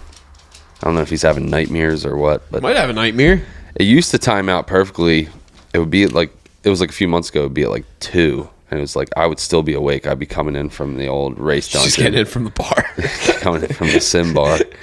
And it wasn't bad. But now I still come in at 2 and like go right to bed. And like he's been getting up at 3. And I just like jolt awake. And I'm like, I literally like, not even, I just like, I don't even get mad. I'm just like confused. I'm like, what the fuck? Yeah, I like stumble to the room. Like, what's going on? He's just like, yeah, but it's fun. I remember there's Mr. Zamet in high school. He like had like a moment of humility with us because he was like I don't know, he was like a bit of a prick for a teacher, but like he was nice. Like he never. I thought he was like the funny guy. He was funny, yeah, but he was very staunch about like grades and stuff. Like he took his job kind of seriously. He was very silly and shit though. Had very adult autistic. Yeah, pretty much. Like if he wasn't a teacher, he'd have a YouTube channel where he'd like fucking doing MythBusters experiments or something like that. But nice enough guy. But he kind of like was candid with us one time because he had his first kid when I was in his class. Like not like. In class, obviously. Hey kids, look at this science experiment. Want to see this pussy blow up like a balloon? Let's see me blow that back out. Biology class was weird that day. No, if you stick your hand in the rectum, you can actually push the baby out. Joe, will you come up and demonstrate? Not getting anywhere near that. Oh yeah, so he had his kid, and then like he came back to school and taught, and then like this like a noticeable drop off in his attitude and like his like willingness to teach us. We were watching a lot of movies and like taking a lot of quiet study breaks like during that first 4 to 6 months of a kid is grueling. Yeah. So he was, and the first one you don't even know. Like the first one you don't even have any mental prep. You don't understand how bad it's going to be. You might luck out and get a gem and your kid sleeps through the night, first night from the hospital. That's not the experience most people have. So yeah, that I totally understand. Yeah, he was still showing up to work too, and he was tired. He was a tired boy, but like he was like, you could see the fucking trajectory of the burnout happen, and then like at one point he just kind of leveled with us, and he was like, guys, I had a weird dream last night. They're doing construction on the exterior of my house, and it's like the last thing I stare at, like out of my bedroom window before like I close my eyes. So like I guess last night I was staring out of the scaffolding, or out of the window at the scaffolding, and I had this dream, like very vivid dream, that like I was out on the scaffolding looking back into my bedroom, and my wife had the baby, but was like all of the baby stuff, like a blanket and like it's like little cap and a bottle and like the clothes and everything, just like in a huddle, like in her arms, and she was like asleep in the chair, and the baby was just like face down on the floor, not dead or anything. He had to express that part too. He was like, I didn't dream that my kid died or nothing, and like was like very staunch on that point. But like, yeah, he was like, the kid was just face down on the fucking floor, and I woke up in a rage and started yelling at my wife, and like I had to like reel it back in, and I never got back to sleep after that. She was pissed, and we're like, holy shit, is this what marriage is like? We're like, yes. We were like horrified, but it was very funny. It was very like candid. It was like, teachers I feel like don't normally like tell you shit like that. Like those are the good ones. Yeah, like he was one of the few. I want to hear about your family drama. Those were my favorite teachers that he told me he almost were shot, real. Yeah, he told me about how he almost shot somebody, and it ended up being one of the kids in my class. Like, oh yeah. And I ever tell you about the sophomore to junior year, there was like a big problem with like senior pranks, like at our school. Like, and I mean, like they were the normal senior pranks, but there was like horses into the library. Watch playing Miss My Carey's video. Or the morning wave. Yeah, the morning hoof. The morning Winnie. The morning Mustang Sally. But no, the Mr. Ed. Whisper sweet nothings into my ear. That's too big. Nay. Flip a coin.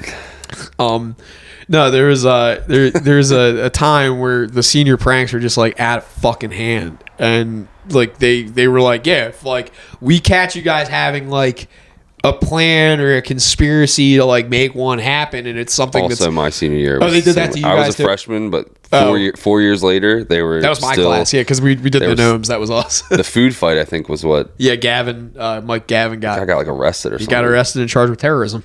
That's terroristic threats. Yeah, it's kind of fucking insane. Yeah, ruined his life. That was a big deal. That was. Everyone was buzzing about that. Yeah. I think I was in like 8th grade, and I think everyone was. I think there might have been a food fight in middle school, but it didn't hit like there were several. It was like 4 kids throwing food at each other, and everyone was like, "What are you doing?" Yeah, there were like several blowout food fights in my grade, like all through the years. But like, I mean, that was. I think the one in high school, people were just hucking fucking milks. Yeah, like it wasn't fun. It was like, dude, I gotta get out of here. Someone hit one of the teachers in the back of the head with an orange, like or like a pine, like not a pineapple, like an apple or an orange or something like that. Being a teacher and like. On your off period, working like the lunch hour, you're a correctional officer. I was gonna say you're prison guard light, like you're diet CO, dude. Yeah, dude. You got them all. And then like if somebody would get kicked out, you remember Mr. Ford, the old dude. So when someone would get kicked out of the put up on the table, yeah. Oh yeah, that and you guys doing dipping here? I need them to get a lipper. He was the fucking man. I ran into a Wawa with Perry one time, and we walked in and we were like, Ford, what are you doing here? Ford's like, getting some hot dogs for the missus, and then winked at us and walked away empty-handed. I'm like, what the fuck does that mean? Yeah, he was kind of creepy. Dude, he was the man, though. He was like, he would always like let us into school early or late or whatever. He didn't like, give a fuck. Yeah, he was literally the man. He was just like a morale booster. He's a good room guy. Well, that was what I was saying. Like, so someone would get kicked out of lunch for like starting a food fight or like hitting a teacher with something, or just in general would get kicked out, and everybody would go, oh, and then to shut everybody up, Ford would get on the microphone and go. And everyone would stop going, oh, and start cheering and go like, yeah! Ford would have to be like, all right, settle down, all you kids, come on, let's get it back together. Let's settle down. And we're still just cheering, like throwing shit at him. Like, it's like, just everybody. Just like unlock the core memory. Just Mr. Ford in the Dude, lunchroom. Ford was the fucking man. There was, like I said, there were so few good teachers there. He was the only one that was like, you kids are in it right now. Like, I'm gonna help you out. Like, throw a fucking arm around you once in a while. What was his even title? Like he was just like a walked around. chaperone supervisor or something like that. I don't know, just old guy that wasn't deputized to be a cop. Oh, dude. Just when he would get up there and try and settle the place down, and everyone would just go fucking nuts. Ape shit. It was like a prison riot. And he'd be like, all right. He would, he loved it. Like, he'd be smiling. He'd be like, all right, stop. Cut it out. There would be times where we would be in TV media, and that is a soundproof room, and you would hear Ford take the mic and just everyone would get quiet. It would just be like, He's a celebrity, dude. Dude, he was great. I think he died. Yeah, Couple years ago. He's pretty old, man. Check him out. He's on YouTube. Gerald Ford. Ford. Plug teeth. Goddamn. Gerald Ford was the guy I was thinking of, but why was I trying to associate the word Model T with? I was trying to think of his name was Model T Ford, but that's not. No, that's not the model. It's a fucking vehicle, you dipshit. Henry. Yeah, Henry. It's Henry. But, hi, Henry. How you doing? Gonna make some trucks. I'm gonna make some fucking cars today. Around 1942, we're gonna have to stop making these. I'm gonna have to start making some tanks. Send them over to fucking knock Jerry and fucking Ichiro on their ass. Yeah. So one Tiger tank was worth 4 Shermans. You saw Burr, but they always had a fifth. Yeah, we always had 5. We're cranking them out like We're McDonald's. cranking them out like fucking McDonald's. Cranking them out like fucking little Jesus. Lady. Yeah. Oh man. What do you got to plug, Joe? Nothing, man. We got a little more time actually. We got like 15 minutes. Yeah, like 15, 30, whatever. 15. Nah, I gotta be home at like 1:05. Aggressive. All right, so which is stupid because the appointment's at 1:30 and it's in Marmora, so it's like we realistically have to leave at like 1:23. Better late. But this than is never. why I'm late for everything. Because in my head I'm like, I got plenty of time. Everything. I'm like, relax, and it's like kids not getting to daycare till 10. Kids showing up with the heater. I'm turning into fucking Kevin because it's like I identify so much with Kevin James Ryan on fucking Are You Garbage. I keep saying fucking heaters, and it's like I've never called him that. It's always darts, and I'm like, I like the term heater. I like the term heater too. Like cranking a heater is a fucking great way of putting that. But ripping a butt, ripping a fucking not dart. a fan of that one, but hacking a dart. Hacking a dart's That's a great Canadian one that I've opted. I said darts a lot, and like I don't know, it's not as well known.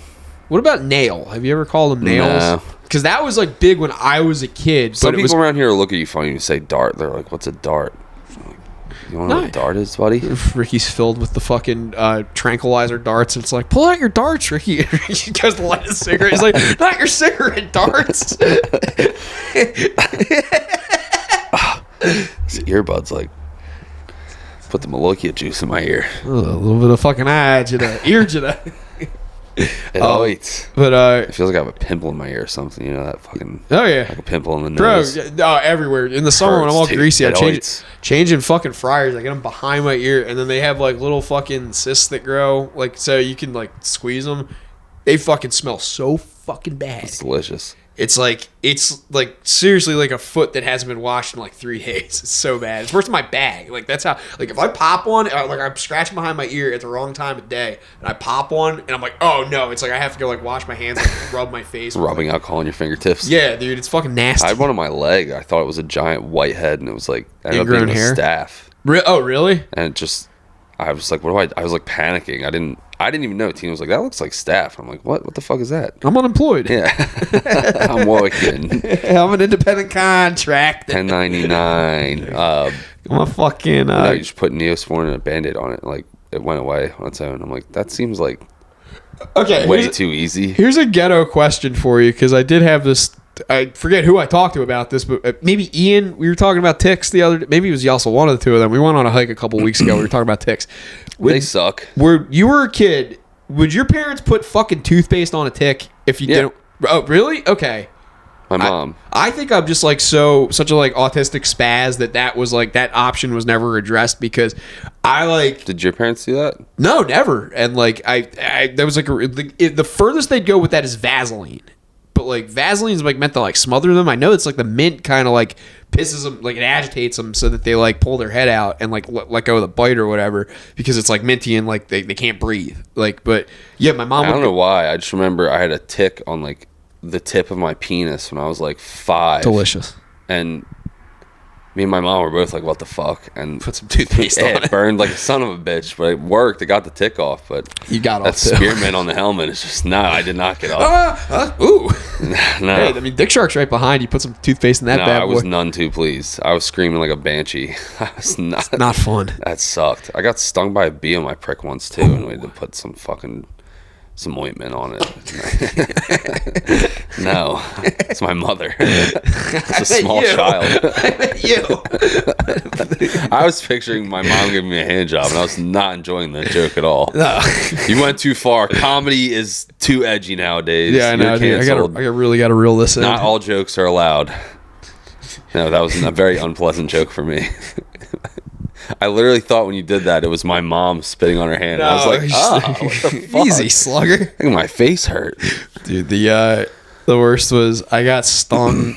It like I don't know where the hell my mom was getting this fucking knowledge from, but like I got stung by like a wasp or like a fucking hornet or something like that.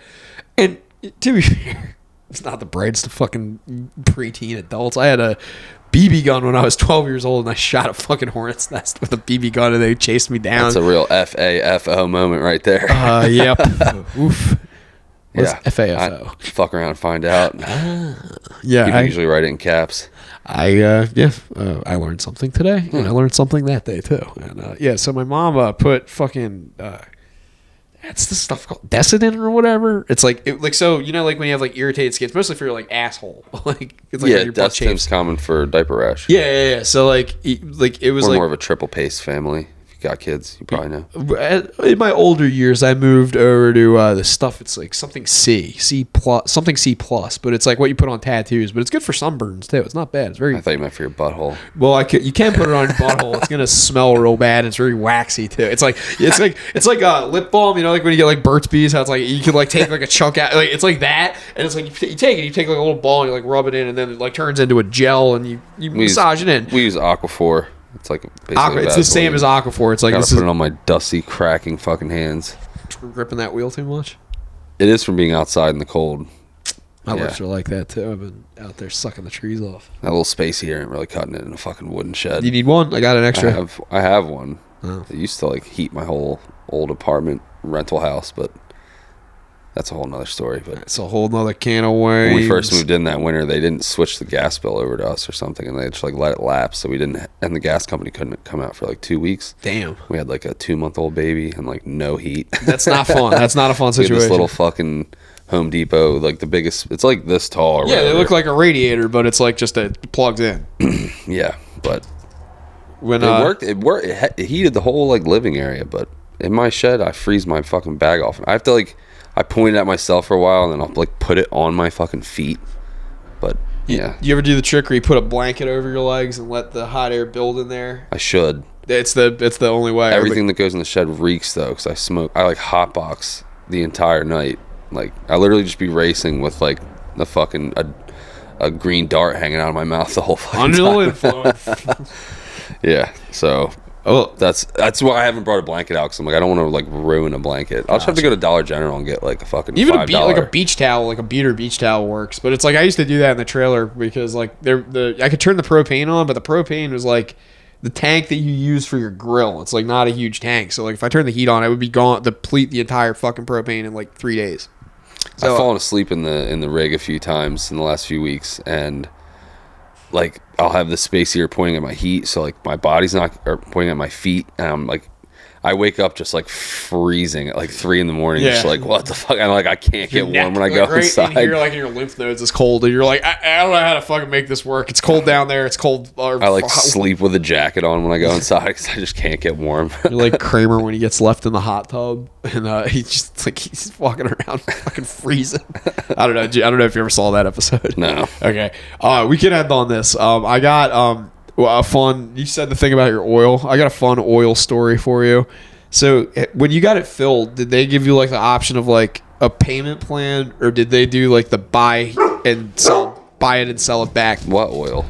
Like the heating oil at your house. No, I have electric heat. We have baseboard heating. No, I meant at the one you were just talking about where you couldn't get the oil people out. We weren't oil. It was like natural gas. Natural gas. Okay, so that option wasn't there when I was in college. So like we had natural gas lines on the street, but the house I lived in was so old that we had an old fucking oil Tina's burner. parents' house has like an oil tank. Yeah, so like they would probably be the ones that would be able to tell you, but like they have like a truck that comes like once every like 8 months or whatever, and it either tops it once off a year, and they're like, yeah. Yeah, so we had the same deal, and it was like the summer was too hot. We'd never have anything. The furnace didn't fucking stay on in the summer anyway, so like we only had to deal with it from pretty much like when we would start school to spring. So it was like we had a payment plan worked out. They didn't tell us that like every time they top it off that they're like they remove like 20 gallons of oil and like put like 200 gallons of oil into it, and like they give you the difference on that 20. So like one of my fucking roommates was pocketing something like $400 every fucking year, and I just found out about this not too long ago because I'm like, I was talking to someone who's like, yeah, I gotta get like I'm gonna have cash in my pocket. It's like, what do you mean cash in your pocket? They're like, yeah, they give you a stipend for like what they take out of it before they put the new oil in there. And I'm like, why do they remove the old oil? I don't know. I think it's like because oil like isn't like it's not like a gas tank. It's like the oil like I think gets recirculated in slowly over time, like as it like warms up because it's more like viscous or whatever, or more of a solid when it gets in there, but it's like more viscous when it gets heated up. There's like a whole process. They give you like a 2-hour lecture when they explain this. I didn't pay attention to it, but like there's like a thing on our radiator. So our radiator was like a boiler, and the boiler had this little mercury ball in it. It was like a bubble of mercury in the water tank, and they're like, if it ever goes like too high, then you have to like open this valve, but if it ever goes too low, like you have to call someone because that mercury is like from like the 30s or whatever, and that is just a like literal bead of it, and if it gets into the water, that water is like what goes into your, and I'm like, wait, so if that pressure drops below a certain threshold, mercury will just be in our water? And he's like, yeah. Who the fuck designed this thing? It was so sketchy. I don't like shit like that.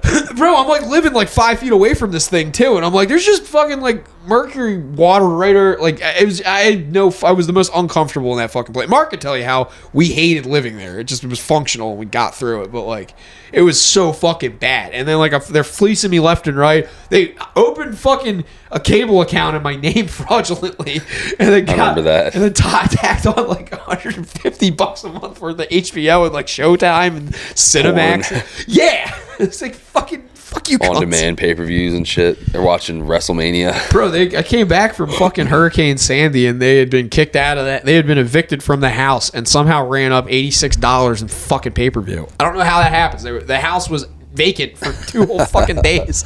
And Squatters. And they just came in and fucking watched like $40 a day worth of pay-per-view.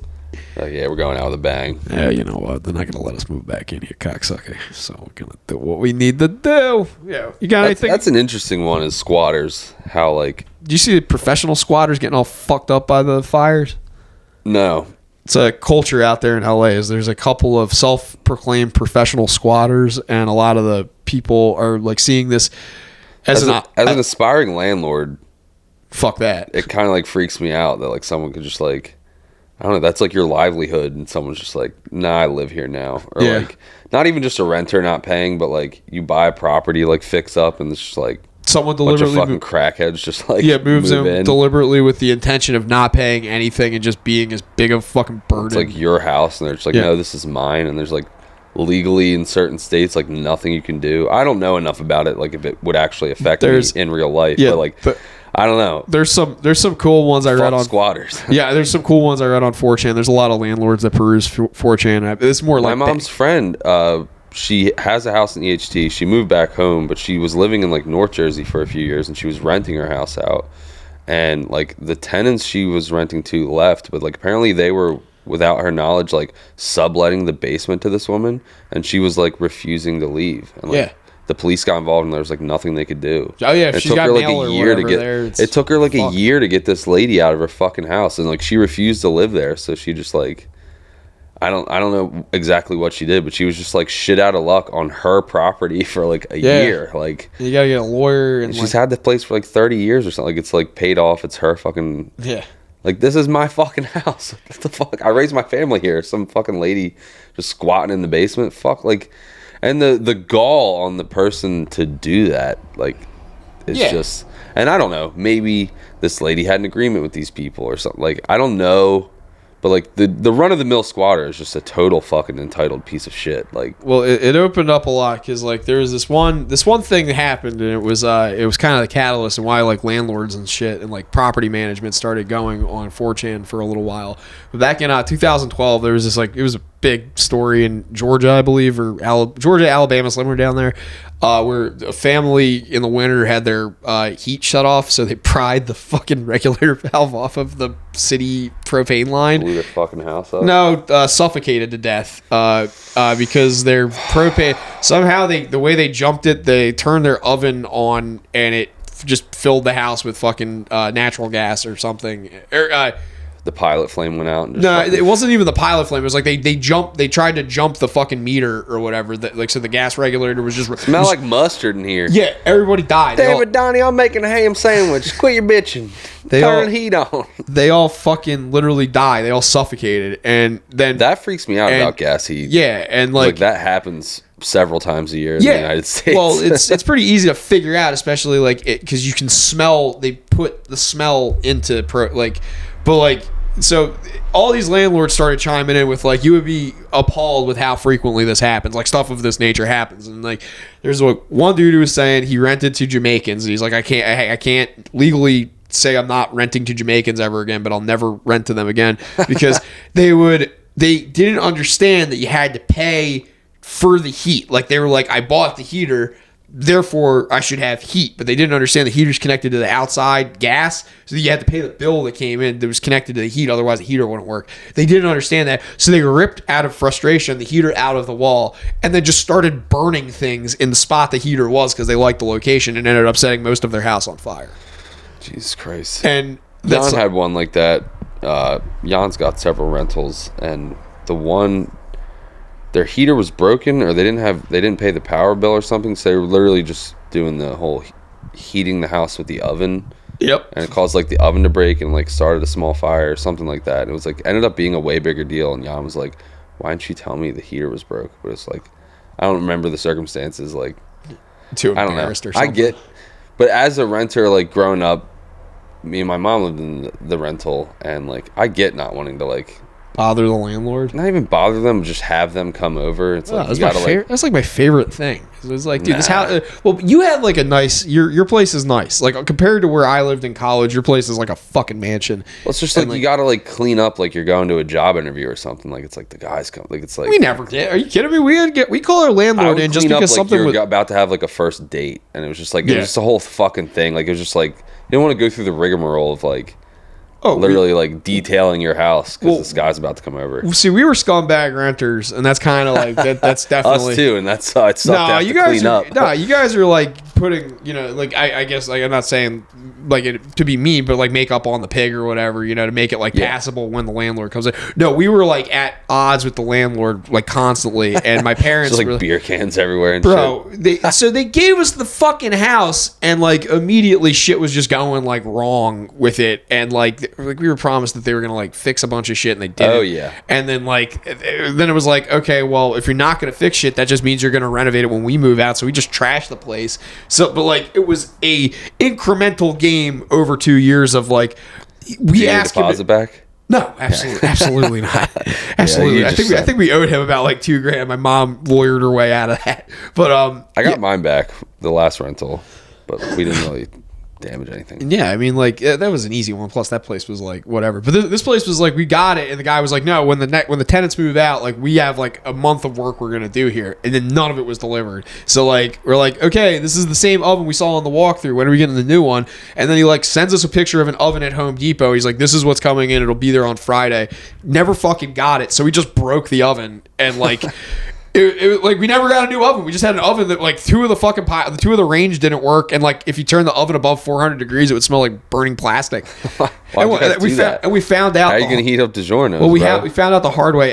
One of my roommates turned the it was a knob. It wasn't even. It was like so old. It was like one of that yellow metal Yeah. Like yeah. like old school like GE or whatever. It had a knob. He broke the fucking knob turning it off one time or turning it on one time, and it went up to 550 degrees and melted a bunch of the stuff on the inside. Like it was like it went as like high as it could go without being on clean, and it didn't have the air flowing, so it just like melted everything. And we're like, Evans, what the fuck are you doing? He's like, I thought like a pizza oven at the pizzeria was like 750, 800 degrees. So I just turned it up to the highest it would go to reheat my pizza.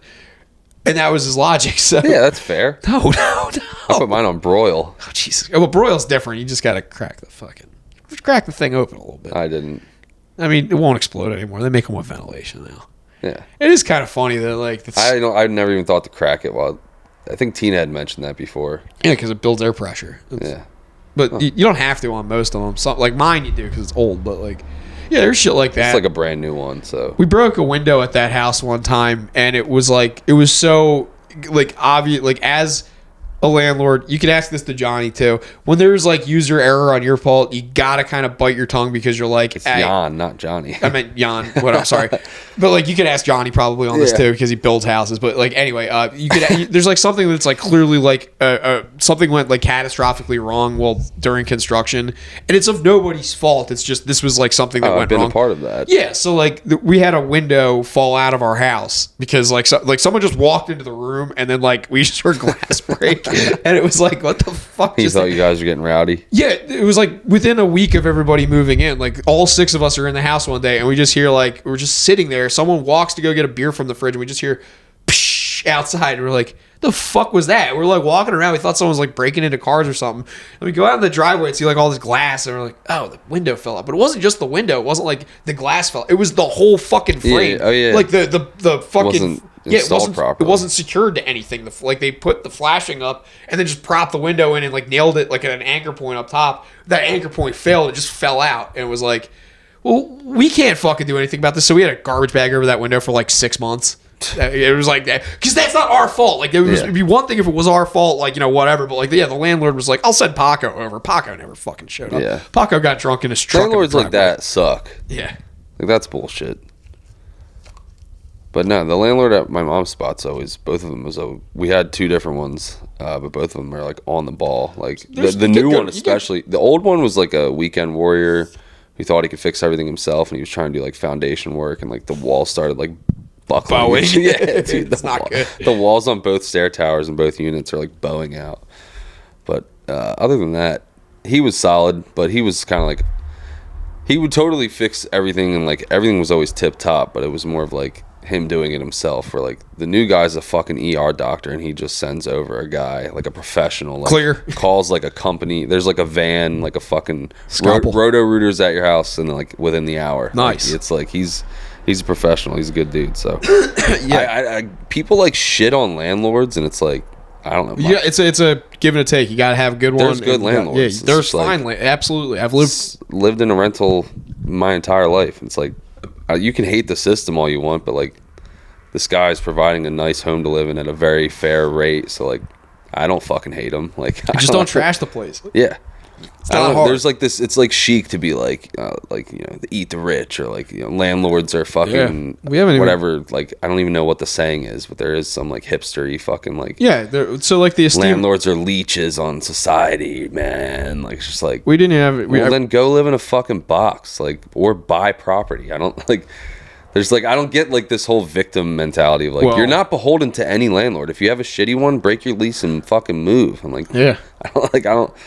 You're touching I'm very on bootstraps right now. You're touching on a subject. I do have to leave. Yeah, we can't get into, but the CEO getting fucking picked off really pulled those fucking Occupy Wall Street faggots out of the woodwork again. And like, I thought it was kind of cool at first, and then I hate it every step of the way because it's like vigilante justice is retarded. I'm just saying, the first day seeing the video on TV, I was like, whoa, it's like a movie, and then it's just like the aftermath of seeing all the people who are on which side. I'm like, yeah, you guys are kind of fucking douchebags. Like, that man had kids. Health insurance are fucking.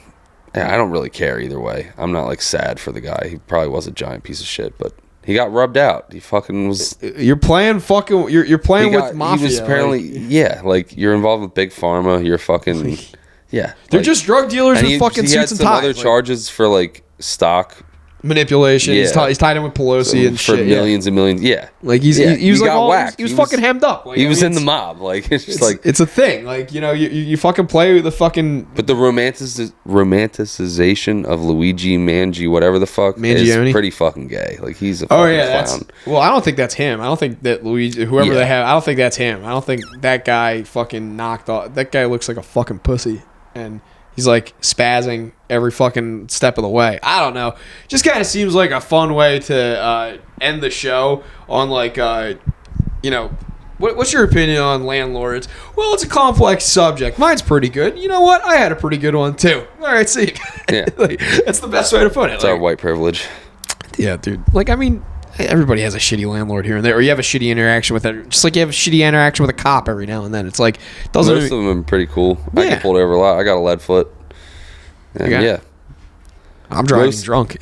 the PBA card probably helps me a bit, but yeah, most of them.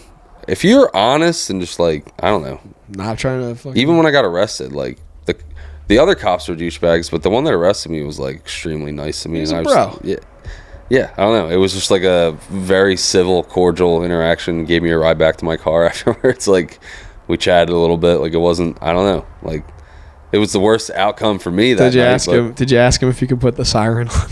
I didn't bro, I was so tempted when I was riding back. Can we do the lights? Dude, I was like, it was like 3 o'clock in the morning. We're going through like a dead ass Ocean City, and he's like just driving me back to my car. He's like, "It kid, like no hard feelings or anything." Like, and I get it. This guy wasn't even the one who was arresting me. He was just like on patrol, just driving me back. And he's like, "Hey man, like no hard feelings. Like you're gonna get through this. It's not gonna be a big deal. Like just know, like you know." Keep your head on straight. He's Put like, down the dope. He's like, yeah, he just kind of gave me like the little bit of the lecture of like, you know, like, look, like I can't tell you how to live your life, but like clearly, like, you know, this isn't where you wanted to end up tonight. Just fucking try a little bit harder. And I was like, and he's like, you're in college, you got your future ahead of you. Like this will fucking blow over. Just, you know, keep the blinders on. Fucking keep your nose clean. Gave me that, and like the whole fucking time he's doing this, I'm just staring at him like, can you turn on the siren? Am I allowed to hit the buttons? Like, can I? I was like, I was shitting. I was such an autistic. I thought moment. my life was over. I was Yeah. like, I'm going to lose my $11 an hour construction job. How am I You're going probably to gonna make it? raise on a construction job. Yeah, they let you out. I like You're kept back- it a secret and like over here. I didn't tell my boss, or we talked about this. I didn't tell Johnny. I like lied about it for like a year because I was like, I don't want to get fired. And it's like literally everyone here is like felonies. Like, DUIs. yeah, like, I got arrested for a vape pen, dude. What are you, gay? Like, I got a DUI all to work today. Why do you think I was late? I still drove here. Yeah. I got to run. All right, Do yeah. the plugs. I really have to go. All right. Shut out.